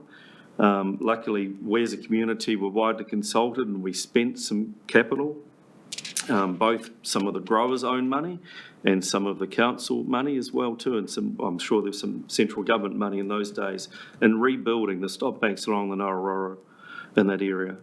So we were very lucky nobody died then, and we're very unfortunate some people died in the Cyclone Gabrielle as well too, and our thoughts are with those people tomorrow, because most of us knew somebody that was lost in that flood. So yeah, we need to learn from our past and where we are today with Hawke's Bay Regional Council. Obviously our history is in the Hawke's Bay Catchment Board and the flood protection schemes that were built up along various sub-communities all the way from the last 150 plus years. So landowners adjacent to those flood protection schemes have invested large amounts of their own capital in the flood protection. We don't see this being consulted on. We don't see the input on that, and we'd really like to know a lot more detail, please, about what this flood protection scheme involves. Reading the notes, yes, there's information in there, but once again, I don't think there's been the community involvement in that. If the flood protection schemes are based on 30% general and 70% CV, there could be a large increase in rates. And our main concern around the capital value basis is there's less tangible assets on the property, such as kiwi fruit and apple licence varieties. The land doesn't change a lot, and as we heard from previous submitters, it's a much more stable and better way that we believe to be rated upon in that land value. If drainage and pumping schemes, that's a complex one for all of us, and we lost some really good pumping stations at Cyclone Gabrielle, and it created a lot of issues for us. We need to build more resilience into that scheme. Changing from a mix of LV and CV fixed charges in that area would create unnecessary complexity. And this is what the council's own words say in relation to the pumping and the drainage aspects. So we believe that complexity would be spread across all of them. Re the passenger transport, we oppose the rates increase from LV to CV there for similar reasons. We support the concept of regional transport. We believe that needs to be there.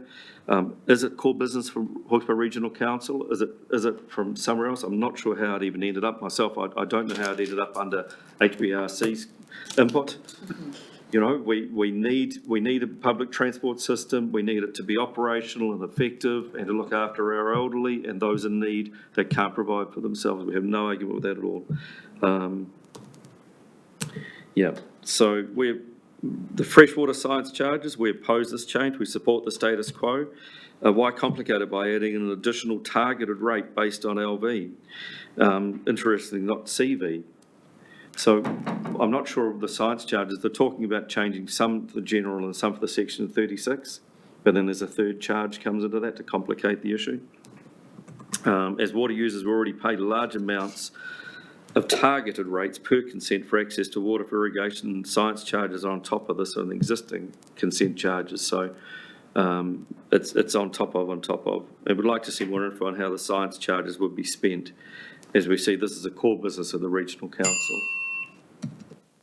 My only last little piece there, Chair, is the sustainable land management biodiversity rate, and we oppose this due to a lack of consultation. We're unsure of the impacts on expenditure in relation to the sustainable land management, horticultural irrigation efficiency, that sort of thing. Biosecurity is an ever-increasing risk for horticulturalists, and that biosecurity and biodiversity and sustainable land use seem to be all under that one rateable section as such. So we would just like to see more consultation. I can keep harping on about that, please. Thank you. We really appreciate the time you put into this, Scott, and the limited time you and your association had to put this together with what you know so far. So we really do appreciate your time into this. And really, this is an opportunity to hear and listen as we go forth with our deliberations. But yeah, really do appreciate your time. Do we have any questions for Scott, Councillor Harding? Kia ora, Chair. Thank you, Scott. I won't comment on it unless I get castigated again, but I will ask you a question. So you talked a little bit about how growers post the 1980 Twyford event put their own money, by the sound of it, into stop bank construction. And in your submission, you talk about landowners adjacent to flood protection schemes investing large amounts of their own capital.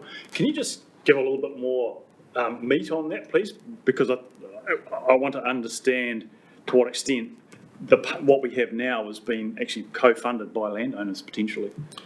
Yeah, there's history in the council record somewhere in the archives of that, I'm sure, but from a grower's understanding in various areas, land and soil was taken from some areas and growers gifted some land and used some soil from there to build up the stop banks that were required to protect our community.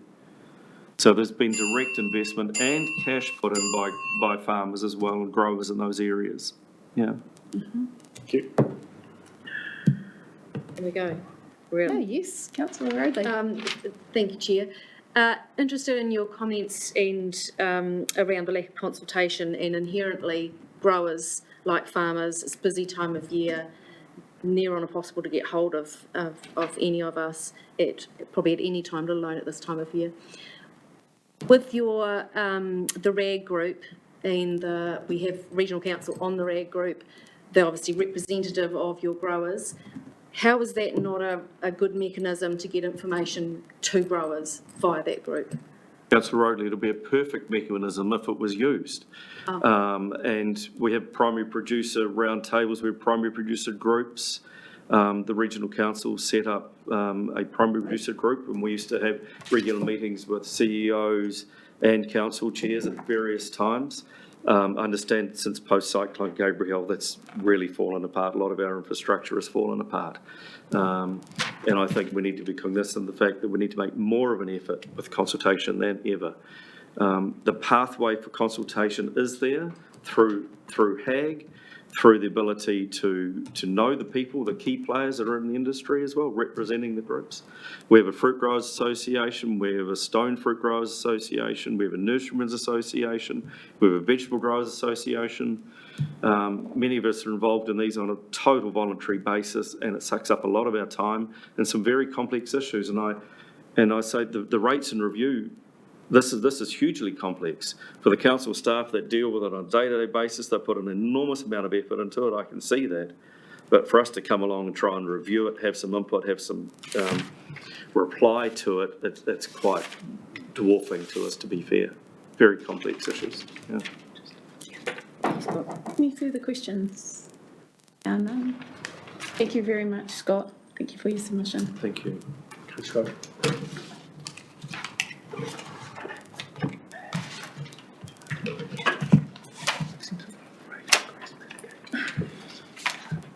Afternoon, Jim.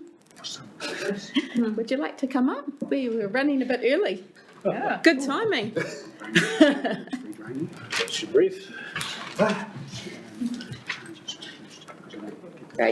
We can take it as read, your submission. So just really your key points. We have 10 minutes. There'll be a couple of buzzers come up, 8, 9 and 10 minutes. Right, get some questions as much as anything. Yeah, that's great. That's good. But no, thank you for the opportunity to speak today, and we really appreciate it on behalf of all of our members. We're mainly in support of the review, as we mentioned in our submission. We found that we think the capital value aligns more the services and it's more of a common practice that's been found by other councils around New Zealand to be more equitable. So that's the main reasons there. The economic development rate is one area of big concern for us, as we mentioned. We still can't see how a farm gets the same or gets a lot more benefit from that compared to a hotel in Napier. You know, they're getting a big drop and we're getting a big rise, like going from, you know, a sort of several hundreds % rise in the rate. So that's one real area of concern that we have there. I'd like to see where you think the farmers get the benefit from it. Certainly directly, maybe indirectly a little bit, and therefore there should be some, but not maybe necessarily to the same scale. Perhaps that needs, perhaps there needs to be a change in that ratios again. I think it was 30% for others, and perhaps that needs to be changed so that, you know, it's not that we don't want to pay anything, just that the ratio may need. The water quality rate is non-urban. I mean, we realise most of it's in the general rate, and we're not saying that we shouldn't be paying, but whether it's just optics that urban, you know, rural people might think, well, why are we paying and no one else is paying, sort of thing. But they are paying, but it's just optics, because a lot of people don't know and haven't read all the background material, and so that was, you know, that we just think that might point to, some farmers might think, well, they're pointing the finger at us. Why only us, and not realising that most of it's in the, I think 60%'s in the general rate. So that's all there. Lifestyle block examples, there didn't seem to be many in the examples given. So just to help, you know, because there are a lot of them, and might just help for people looking through the consultation document.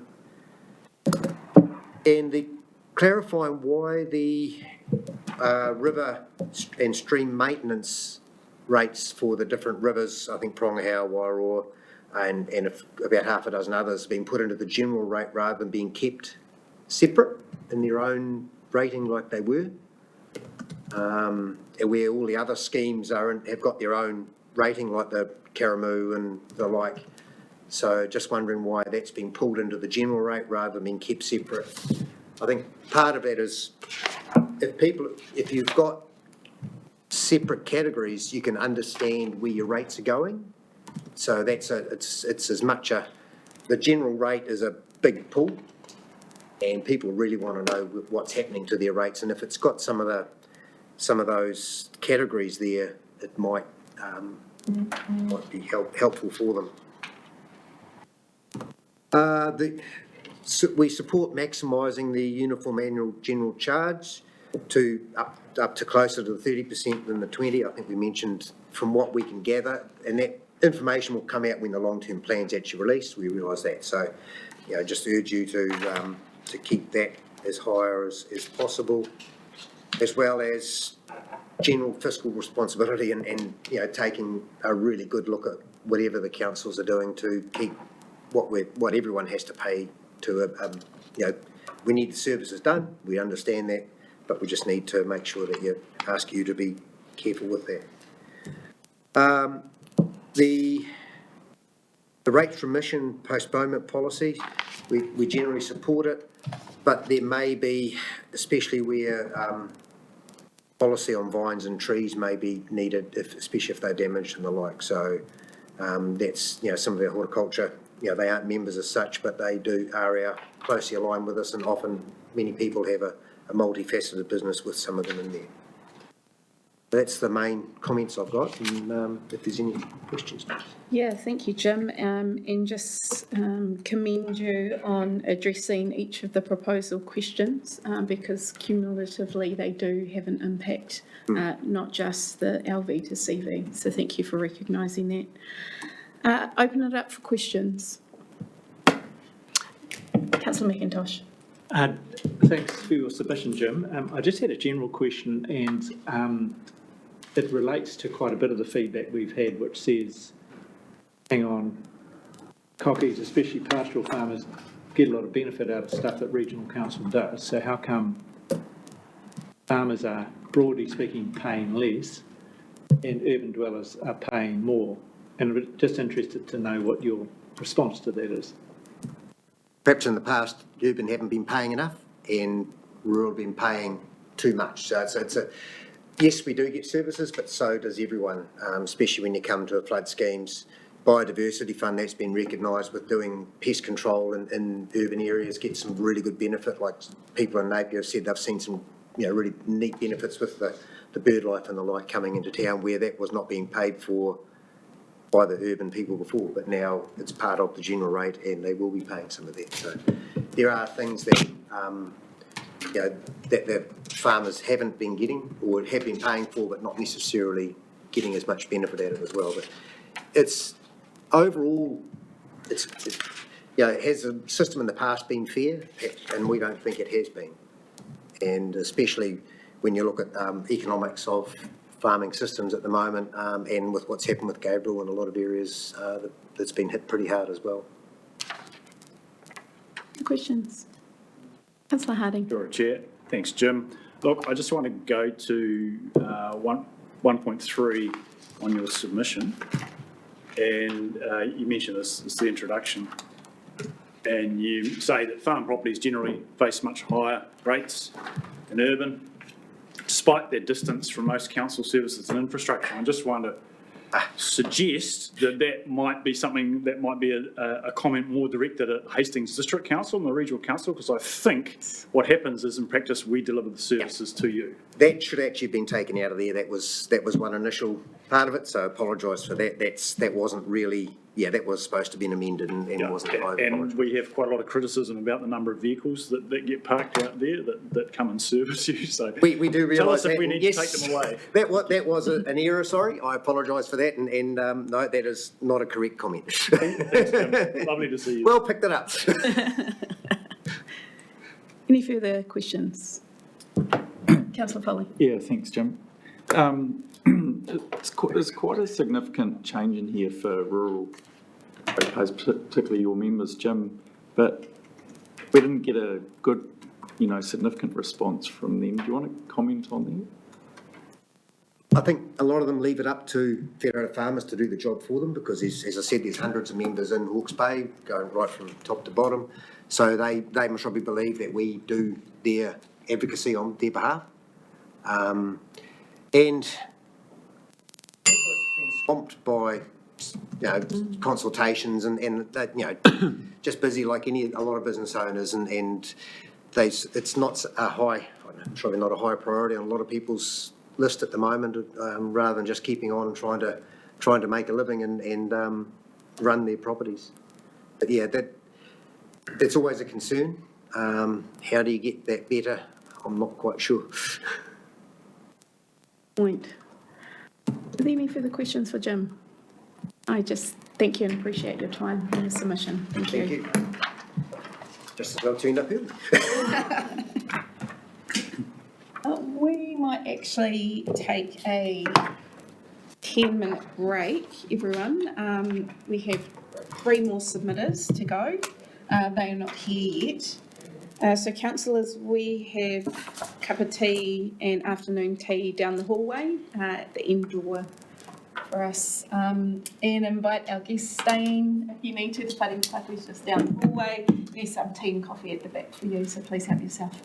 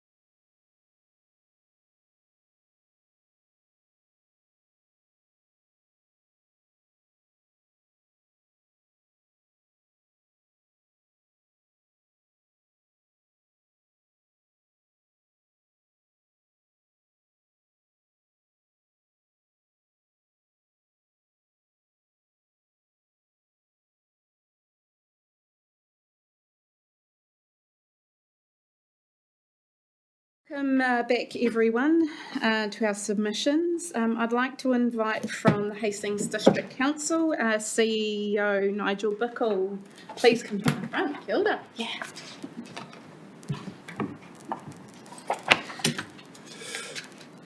Nigel, so we have 10 minutes and that's questions included. You'll hear a 8, 9 and 10 ding ding. So we'll hand it over to you. Thank you. Well, good afternoon, Chair and councillors and staff, and thanks very much for the opportunity. Look, I'll take the submission as read. I'm just going to make a few comments and then happy to take questions. Can I just first acknowledge I'm not sure.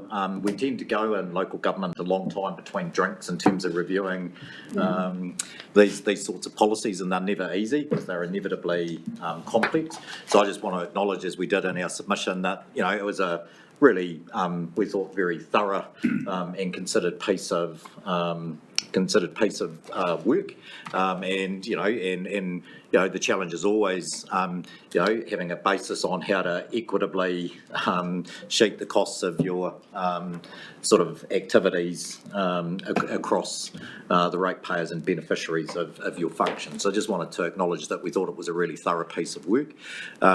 We have a couple of key points, and first is there will be lots of views around moving from land to capital value. Acknowledge it's a legitimate way of thinking about how you do your financing. Whether it's probably got less implications than some of the funding policy choices that you make.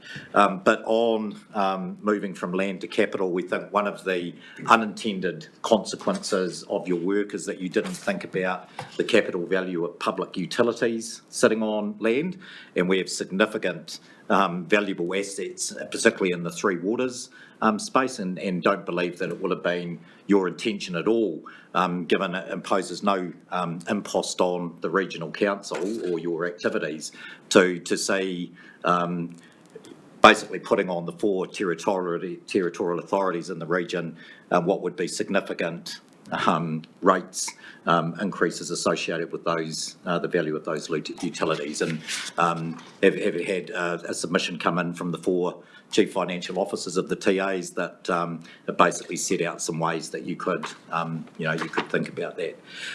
Second point is on funding policy, that we would just respectfully ask you to, and you might have already had the debate, we don't think you've got it right in terms of how you're thinking about the allocations of costs in public transport.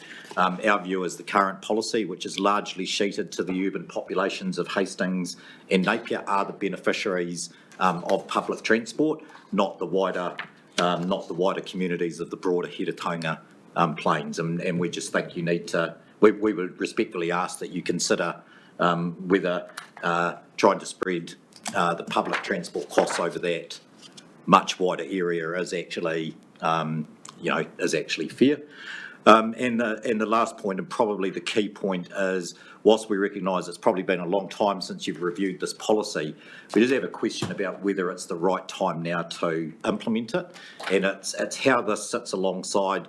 I mean, obviously this doesn't change your rating base. That's a whole nother process that both the regional council and the district councils are going to go through with our communities in the coming months, but it's understanding the cumulative effect of rates increases plus changes to your financing policy around what is the cumulative impact on different sectors, households, and our view is that you could consider the timing of this and either doing it as an amendment to a long-term plan or leaving it till 2027, and we just encourage you to think about whether now's the right time around how this sits alongside all of the other decisions that are going to come in the next few months, and what that means in terms of the understanding the cumulative impact on the different groupings of ratepayers, particularly in the context of where we're at in terms of recovery. So those are the only points that I wanted to make, and happy to take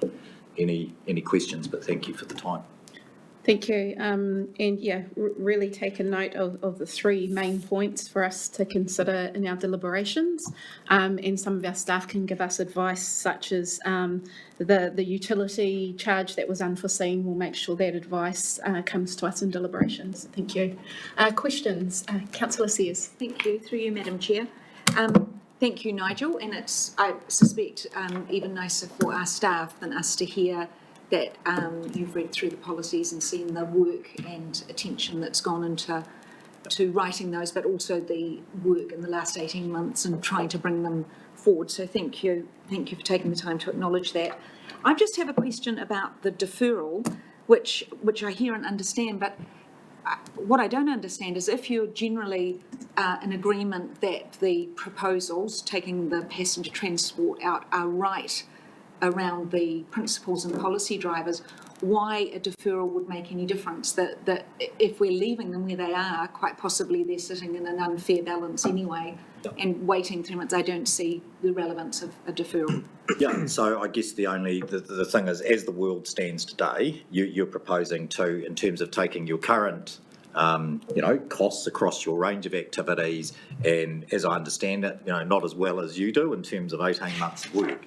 This is going to shift, the rating across different classes, whether it shifts things from pastoral farming to, urban households, and, balance on hort sector. Now, that's one decision. Then you're going to make a decision, like we all are, around what is the rate increases that are coming for our communities. And that's going to be both regional council as well as the 4 councils in Hawke's Bay. And it's kind of understanding, I guess, the challenge, and what we're reflecting on is saying, do you have how relevant is it having a cumulative, a picture of the cumulative impact of all of those decisions around how this might fall on things like hort sector or urban households? And should you make that decision in isolation from understanding that picture is the primary reason why we're saying, do you need to do it? Do you need to do it now? Is what we're asking, just from a consideration on timing. Thank you. Councillor Foley. Thanks, Chair. Thanks, Nigel. Similar sort of question, I guess, around that point is, delaying to, I guess, favour one group that may be negatively impacted. But at the same time, if we do it, there's another group that remains where they are. And I think my point is, across the region, I don't think anyone's untouched at the moment in terms of how they're doing it tough. And I guess at least my question is this became a rates affordability kind of debate with the public, rightly or wrongly, and that's going to come again in a few months' time. So, I mean, when you guys can solve that, come back and tell us, because I just can't, we're talking about delaying everything at the moment, but that's just putting it further down the track. I can't see how we get off this train. Yep. And as I say, our view was simply saying, hey, look, do you have a think about this on timing? I mean, at one level, you could do this as an amendment to the long-term plan in a year's time. You could leave it to the next LTP cycle. We're just looking at it and saying, and I understand it from a principle point of view, and the costs need to fall on the fairest and equitable basis. I just think at the moment, across both, the significant cost increases that are going to apply to ratepayers, wherever they are, businesses or households, and unless you understand, I mean, our thinking was, do you need to understand what that picture looks like before you make a substantive, a substantive call on your, on your policy. Councillor Williams. Thank you. Just a very quick question, but an important one, I think. If the concern is over the impact of capital value on utilities, and hypothetically we weren't to proceed with the capital value component of the change, in your view, do we still need to defer? Sorry, ask it again, Councillor. If we, hypothetically, we're not to proceed with the capital value component of the rating change, the general rate, in your view, do we still need to defer? Yeah, I think the consideration, as I say, our view was simply saying we think you should just seriously think about timing, because like none of what any of us do sits in isolation. Thank you. Can we rely, Sorry, Councillor Gooden. I was just asking the question, can we rely on Hastings District deferring its increases so that to moderate the impact?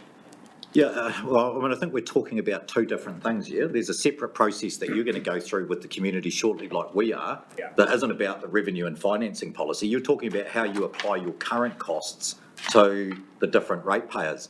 I'm assuming that you're about to embark, just like we are, on a much bigger conversation with the community about what those costs look like over the next 3 years. And so we all know we're likely in a high rating environment, and how those costs fall. We're saying surely from surely from the context that we're in around recovery and understanding how both rate increases and how those costs are spread across the different communities is worth understanding in terms of the impacts. Councillor McIntosh, last question. Very briefly, in fact, with a deferral, isn't it more an issue related to customer understanding of the two different things? Change in the way you collect rates versus rate increase? Yeah. It's potentially more of an issue than the subject of the For sure. I mean, I would assume from a quick skim on the submissions that are publicly available, it would appear that you have lots of people already commenting on a process that hasn't even started, which is about, and so these, as we know, are really complex. It takes the governance table plus staff a lot of time to get their head around what is a pretty complex set of things about how you apply your costs. And I know you've got to do this, and I've read all your documents around, you're the only regional council in New Zealand that isn't, applying, capital, lots of reasons, and you'll deliberate and make those calls. I'm just articulating, the things that we think are worthy of you, which I'm sure you will do, deliberating and making the calls that you're elected to make. Thank you. Councillor Sears? Yes. Only because we haven't really dealt with point 3, which is really what you're talking about, which is the invitation to have this working group to review the collective changes and make recommendations on implementation. And I think that that's something we can take into our deliberations and discussions, because we have talked about the cumulative effect across our community. And I understand your point that where these costs will fall, particularly with your LTP, could double down on some of these. So I think in our deliberations, we could, between then and now, have a little conversation about what that might look like, so that when we have our deliberation discussions, we could see if that might be something we wanted to have a conversation about. We'll ask Our staff. staff. Yeah. Exactly. Thank you. Yeah. Thank you, Nigel. Appreciate it. Thank you. And good luck for tomorrow also. Yeah. Can I please invite Bill Hale? Kia ora, Bill. Come on up. Thank you for coming to have a cup of tea beforehand as well.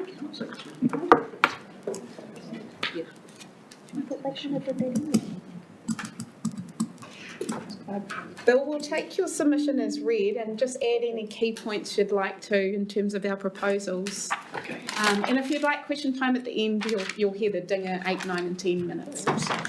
Thank you. Kia ora.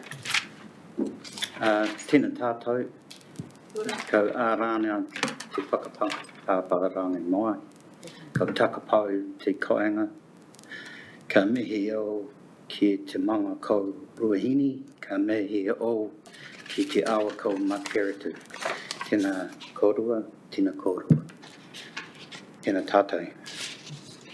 I'd just like to take a minute of my time in recognition of those that passed, and just ask to take a minute of my time. Thank you.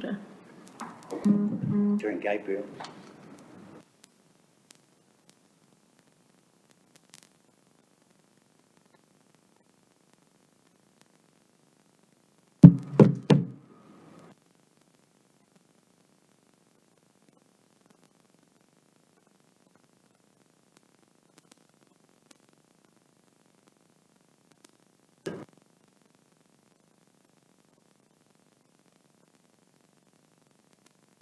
Thank you.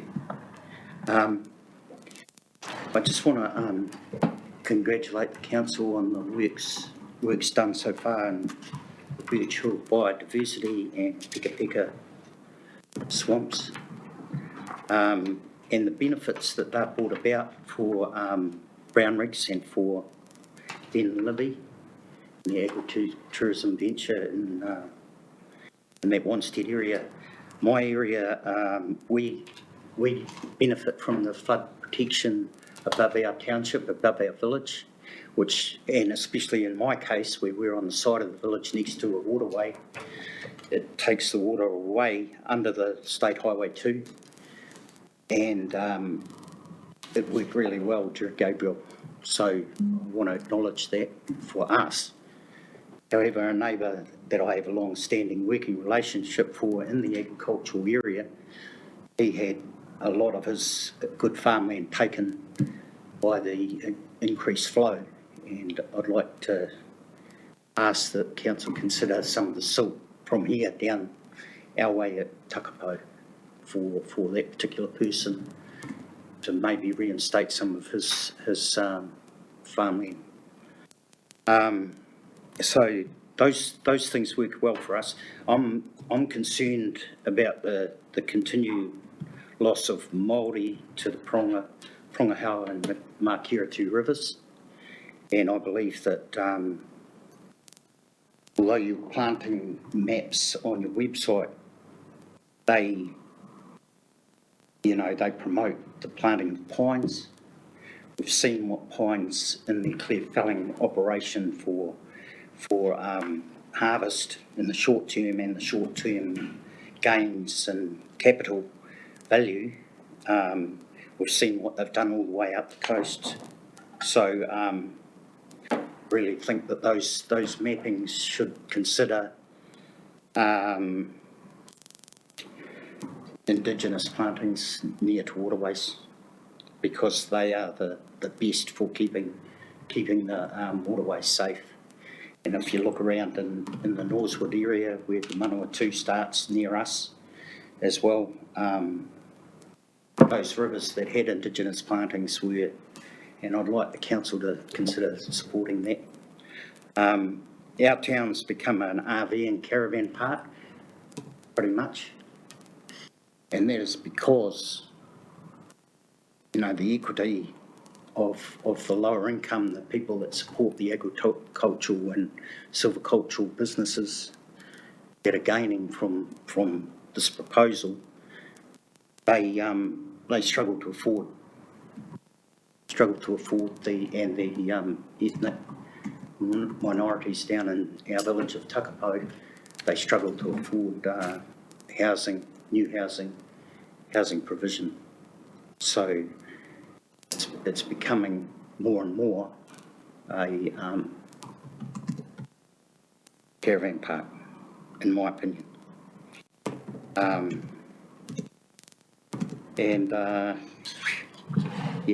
So some good work's been done, but I really can't see the equity between someone whose property provides them with a living and a business, and it's right on the doorstep, getting a 30% or so decrease in rates, and someone like me who's helped provide services to the farming community and the silvicultural community, that's worked to provide a house to retire into on a quarter-acre section without wanting to farm, without wanting to own a forest, has to endure a 30% increase, and that's where my thing comes from. There's inequities around the forest, which you guys are cleaning up after now, up there on the Marine Parade. You're cleaning up that. The boats are hitting them. It's endangering our tourism, and it's a result of plantings that, in retrospect, are a quick cash return for an environmental hazard, in my opinion. I mean, there's a place for them. Avoid them, and we thought we were doing the right thing.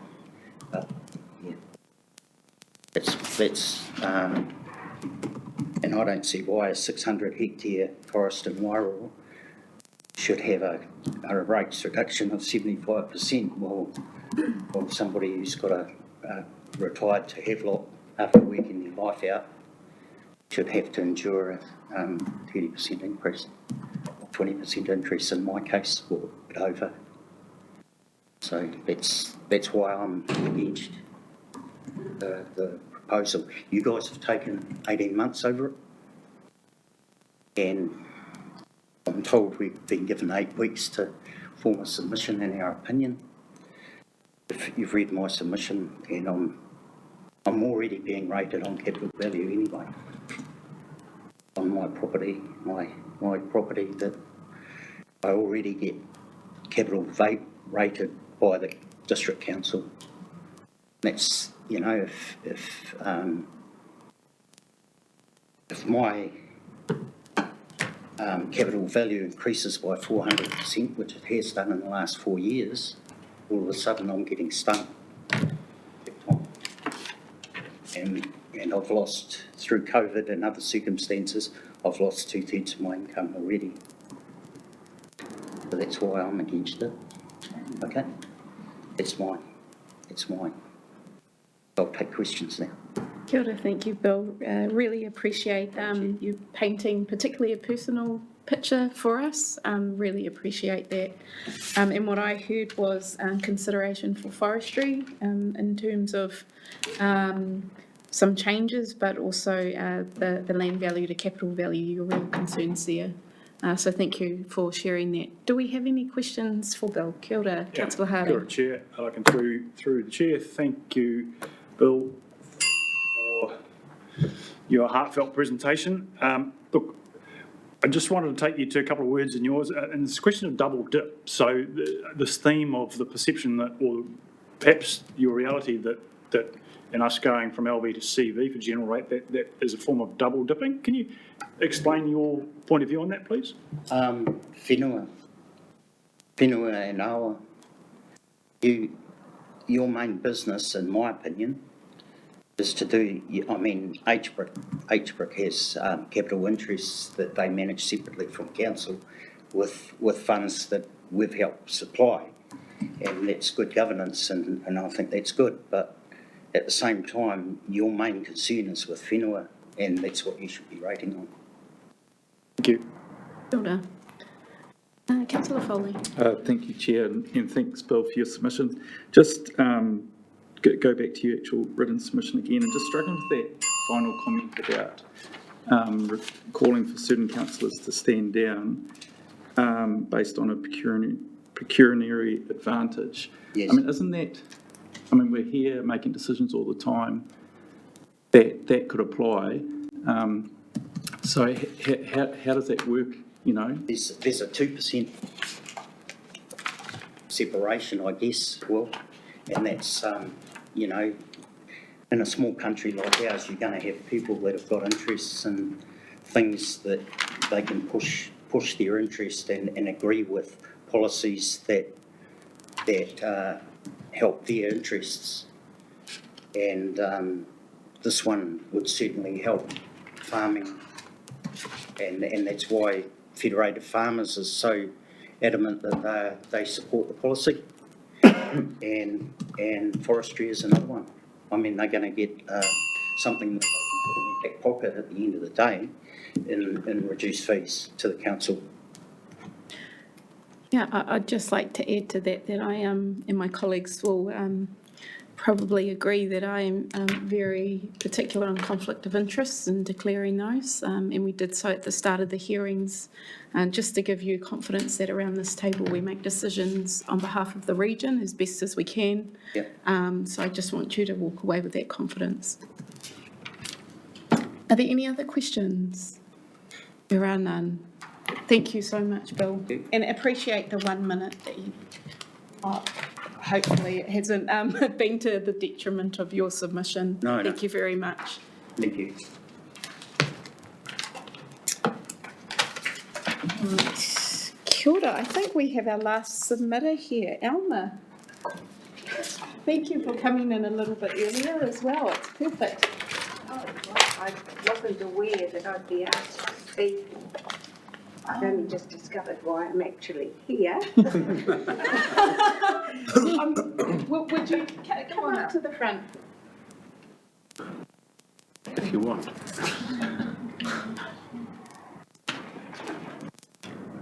Come on up. Would you like to have a water? Yes, thank you. Okay.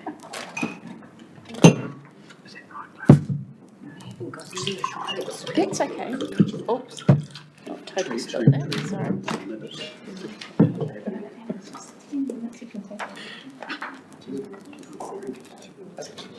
Yes, 48 hours after. They were probably So I can give you a copy of yours and then it'd be easier to refer back to. my own. I don't know how you're leaving.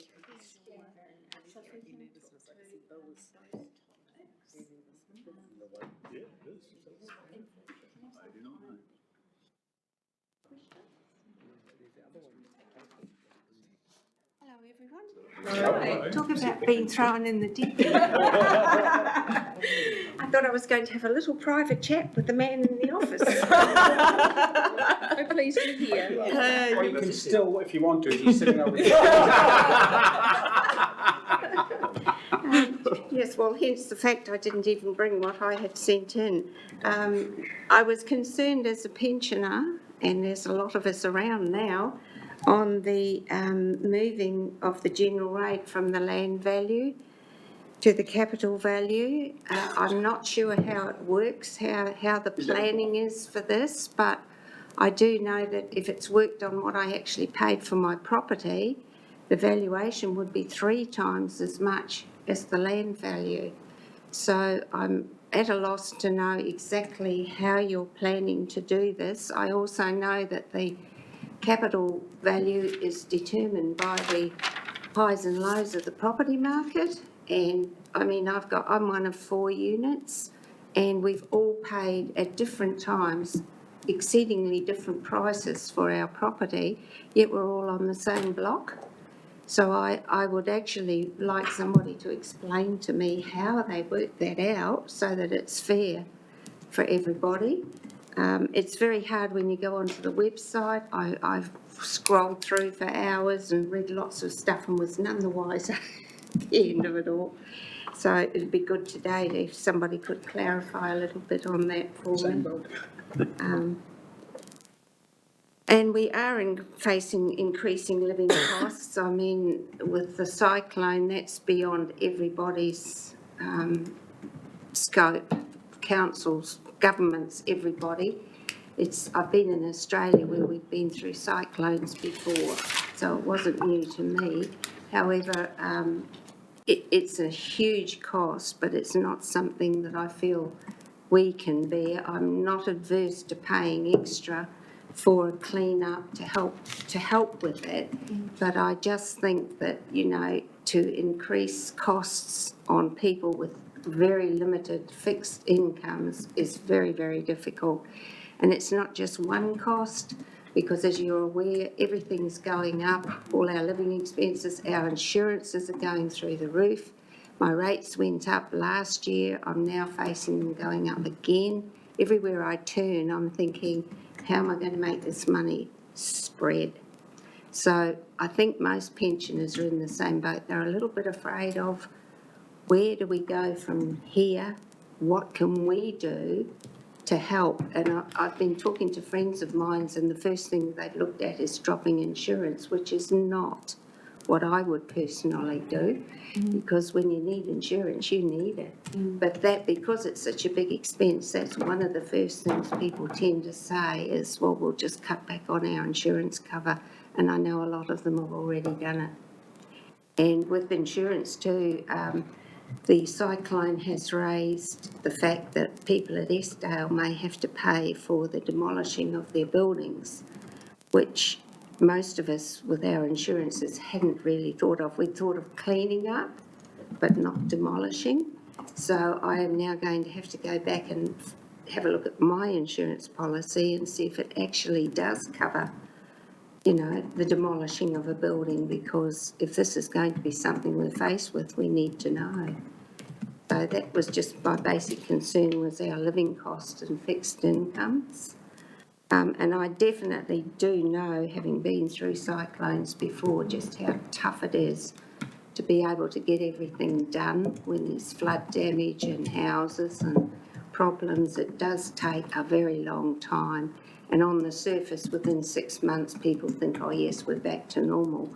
But in actual fact, I went through one in Australia. It took our area 3 years to get back to normal. The cyclone decimated the banana farmers and everything, and it was just horrendous. So I'm aware that the council will have a heck of a job ahead of you to do, but I really do think that we have to have a clearer explanation for the older people about how it's worked and what they can expect. That's about all I have to say. Thank you very much, Alma, and really insightful from your perspective. Do we have any questions from councillors? I've got maybe a remark, Yeah. if that's allowed, Madam Chair. Sure. You actually are a very good live example. Often when we deliberate of the pensioner who lives in a flat, either in Napier or Hastings or Havelock North, and how that impacts that particular person. And it's really good that you actually have come and now talk to us and actually explain how it impacts you and those around you. So thank you very much for taking the time and speaking to us and being that person that we now actually can relate to. So from now on, the pensioner will be mentioned as Alma Raw. Well done.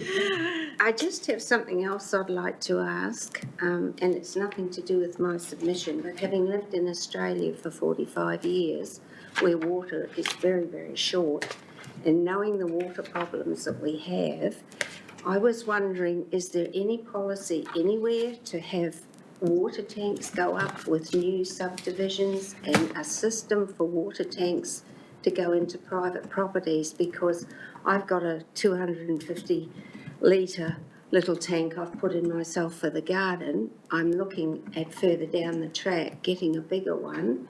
However, a friend of mine has already bitten the bullet, and he put up a 2,000 tank, and in the last 3 days of rain that we had here in Napier, he filled it.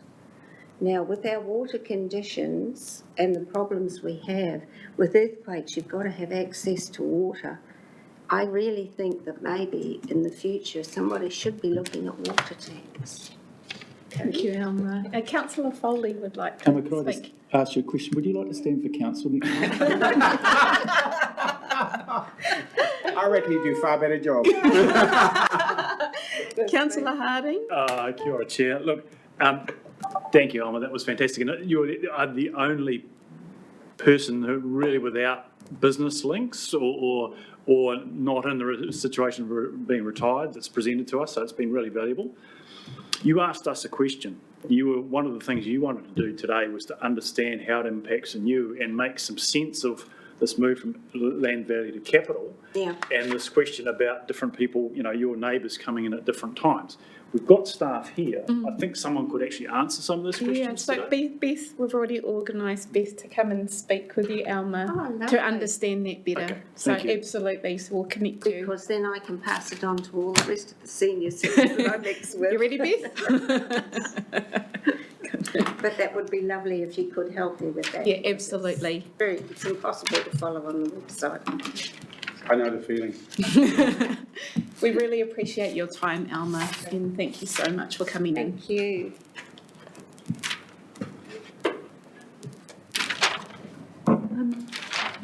All right, team, that's the end of our hearings. Councillor Williams. Yes, Chair, look, ahead of deliberations, and I'm not sure if we needed to move to receive all of that or we've done that before, but... Done that before, yes. Okay.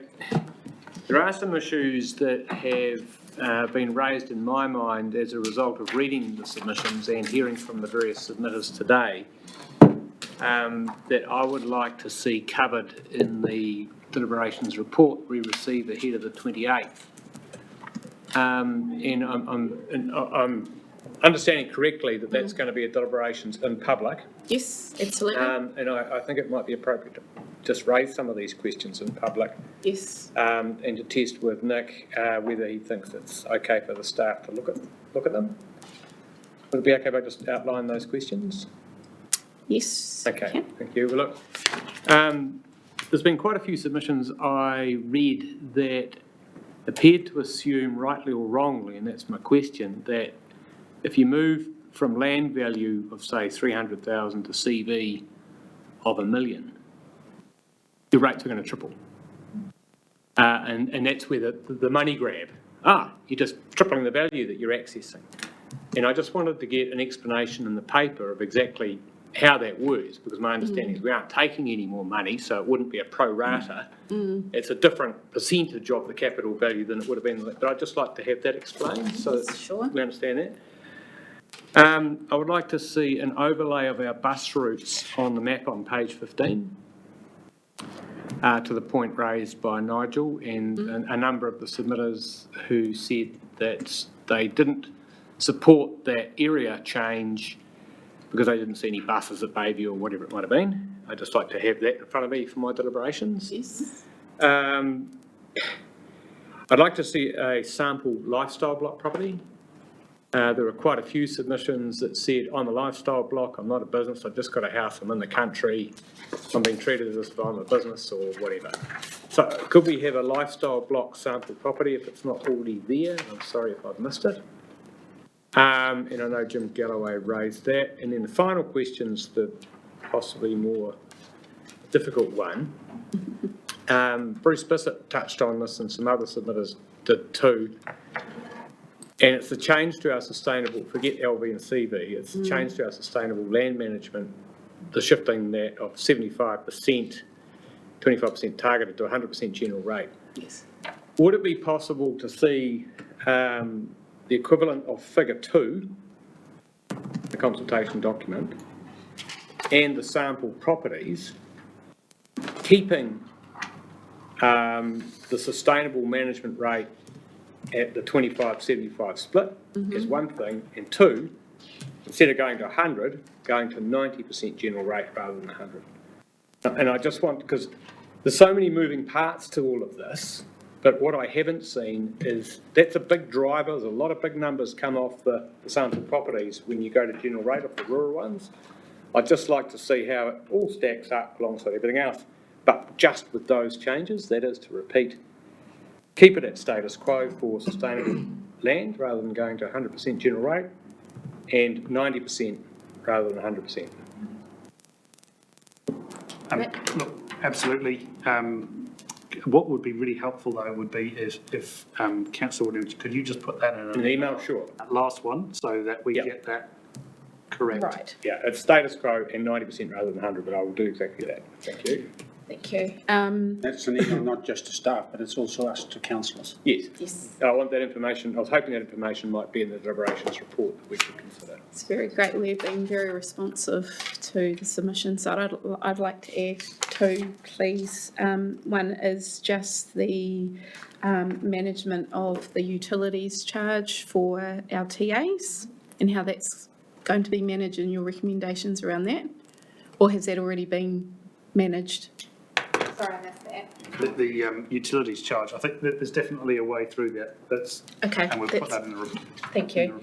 And the second being the consequences of a delayed adoption to the policy. Okay. Okay, well, we will go. Councillor Sears. I was interested to understand from staff, a lot of the submissions work on the assumption that, as Councillor Williams mentions, that their rates are going up, not necessarily LVCV, but that more will be asked on their rates bill through the cumulative effects. But my reading was there had been 200 requests for the rating assessment to be done. 113 of those properties were one owner, but they were counted as 113 requests. But there were 520 submissions, many reference their rates going up. So I'd like to understand what I'm trying to understand is if many of these people who submitted against LV to CV on the basis that their rates are going up, can we make the assumption that most of those had not had a rates assessment to actually know if they were or not?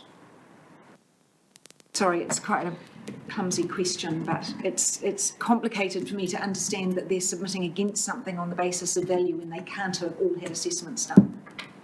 The only thing is that we did encourage them to do that ratio as a rule of thumb. We did say, showed them how to do it, take the capital value, divide it by land value, more than 1.85. That could make a difference, but they wouldn't have been able to see the other impacts, I see. Okay. Councillor Harding. Kia ora, Chair. Look, and just borrowing from the good work that my colleague Councillor Sears has been doing and good inquiry, could we add to the list an examination of the net effect to the port sector of all of these, the changes to ratings plus the changes or offset against changes to Section 36, please? Because there's a question about whether, in fact, the headline, just focusing on the headline impact on the horticultural sector, is ignoring some benefit that is accruing to them through a change in allocation of Section 36. So if we could just have staff's view on that, please. That one is challenging because they're two different databases. Desiree, could I get you to come to the microphone, please? Thank you. Guessing you'll get more. Yeah, I'm talking about the average or the cumulative effect as opposed to effect on individuals. The 675,000 change? Well, I want staff to say exactly what. But you're wanting to see how that... Yeah, I'm just saying you make a really, really good point about the net effect to that industry rather than the gross. Right. I'll let Vanessa. So the problem with comparing those two, they're two totally different databases, and they're not in the same type of blocks necessarily. We don't know which ones have a consent and which ones, what ratepayer that relates to, because they're two totally different bases. So there's no way for us to do a direct comparison between the two. But could we do it at a sector? Like assume everyone that has a There's no sectors within Section 36. So we can't tell whether it's horticulture or it's nothing farming or it's plant nursery. We would be able to see who has them in the Section 36. That's totally doable. Okay, so we don't know what their land use or what sector they come from. The Section 36 charge goes against a consent number rather than a valuation roll number. Okay, so it's good to understand that we cannot know that. Thank you. Thank you. Can I add to that, Madam Chair? Is that okay? Sure. Yep, we've got to get around the room. What I asked, because I was trying to understand that as well, I think it's going to be important to understand in our deliberations. So what I did get was an understanding of the types of industry that may have a discharge consent and what their reduction would be in relationship to what their increase would be, but those are on individual lots. So would that be useful to you, Councillor Harding? So it won't be an industry, but you could look at them by a particular sector or industry property. I think it's challenging to look at individual cases if you don't know the cumulative effect or that average. So I think it would be only a very partial view. So I think the best thing is we simply don't know. You can't answer that question. Yeah, Mike Paku, you have a question? Kia ora, Mike. Yeah, my one wasn't so much a question, Madam Chair, but just, well, started off as going to be a question, but I think everybody's kind of covering it. You're quite unclear. You might have to go closer to your speaker. Sorry about that. I did have a question to start with, but I think it's kind of been covered. But my one was generally around the equity, because that's what I keep hearing. Everybody keeps asking about where is the equity? How does council justify putting my rates, putting my share of the rate up for no extra services, but lowering my neighbour down the road? How do you justify that? Where is the equity? Well, that's the question, isn't it? We're asking those in town who pay more to subsidise those that live in the rural areas for the most part. I think How do we justify that? that's a good question. And we can reflect on the principled nature of user pays, who benefits and who exacerbates the problem. And that's how we've made those initial stage one decisions. So that's what we need to rely on, because that's the basis of the decision along the process. Correct. So it's a very good point that in deliberations in the paper, those are reflected on. Thank you. Thank you. Councillor Curtin.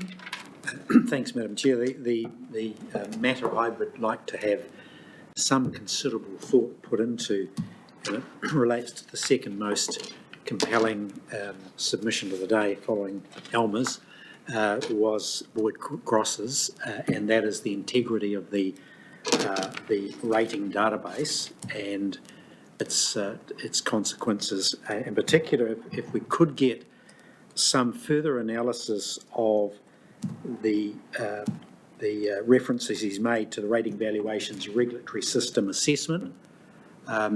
So what we've got in his submission is some quoting from that. But if we could have staff look at that document and others that may be relevant to addressing the matter of the integrity of the data, the evaluation system, that to me is an important thing. It's quite a big task, but it's been raised. To me, it's highly influential. Going to Mike's point about equity, are we actually throwing something equity out the door to bring something in equally iniquitous? That's a difficult one there, Councillor Curtin. We can just add that we actually get all our data direct from the TAs. From the TAs, the district Sure, councils. no, that's fine, but it's the basis of it is a valuation methodology, which by accounts from the submitter is highly troubling, and he's saying it's failing and inequitable. So where do we land if we are jumping in? Well, I'll just let Nick respond. Through you, Chair. My only suggestion there is what's in the council's power to control. And I don't think the council has the power to influence that system.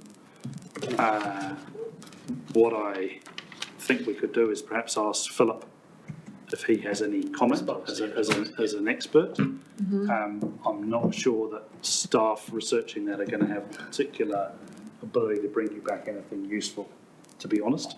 But what I'm asking for, Nick, and I'm not suggesting we try and influence that. I'm saying I'd like to know more about it, and if Philip can answer the question and do some analysis of the assessment, if that's the correct document to go to, or there's another one, to give us a feel for the validity of this submitter's assertions that the system is failing and falling over.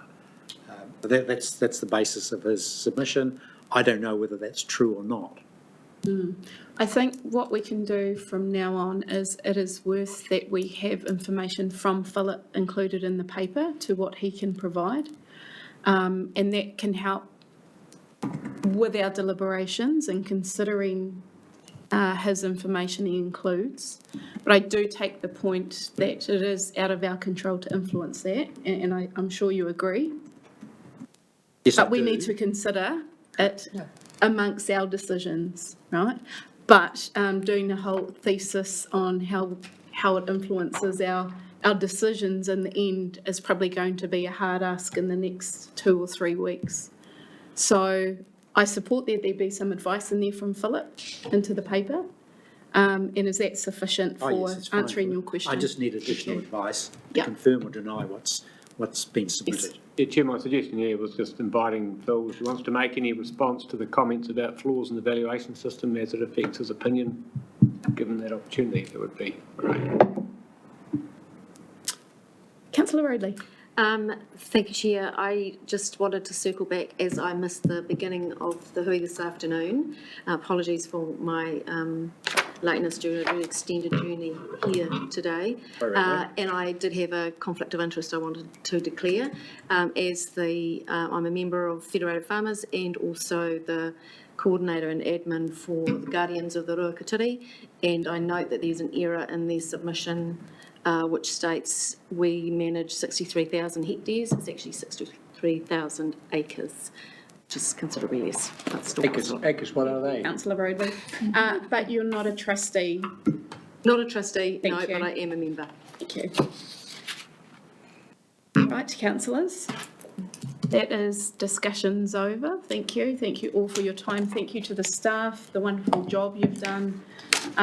Deliberations will be difficult and challenging. There'll be a lot to take in, hence why we've got half a day's worth to get through that and come out with a decision, many decisions. Okay. I just want to acknowledge tomorrow and the event tomorrow, the many commemorations, karakia.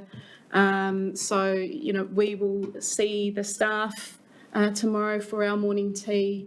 So I just, we should take a moment actually now before karakia, Councillor Hokianga, before we close, if we can have a minute's worth of thought and aroha going out to those who've lost loved ones.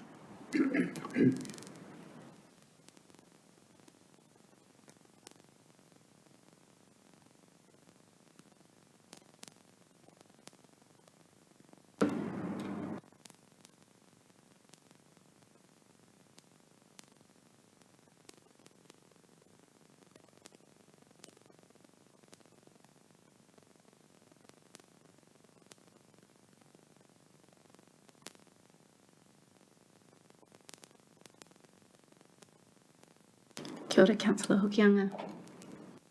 E hono re he kororea ki te atu he maunga rongo ki te whenua he whakaaro pai. Ki ngā tangata katoa hanga e te atu he ngā koho ki roto ki tēnā o mātou. Katoa ngia tō wairua tapu. Katoa mātou ari ki pehu karaiti moake ake kia tau, kia tātou katoa. Te ata whare o tō tātou ari ki ka hiu karaiti. Me te araha o te atua. Me te whiwhinga teitanga ki te wairua tapu. Āke, āmini. Kia ora tātou.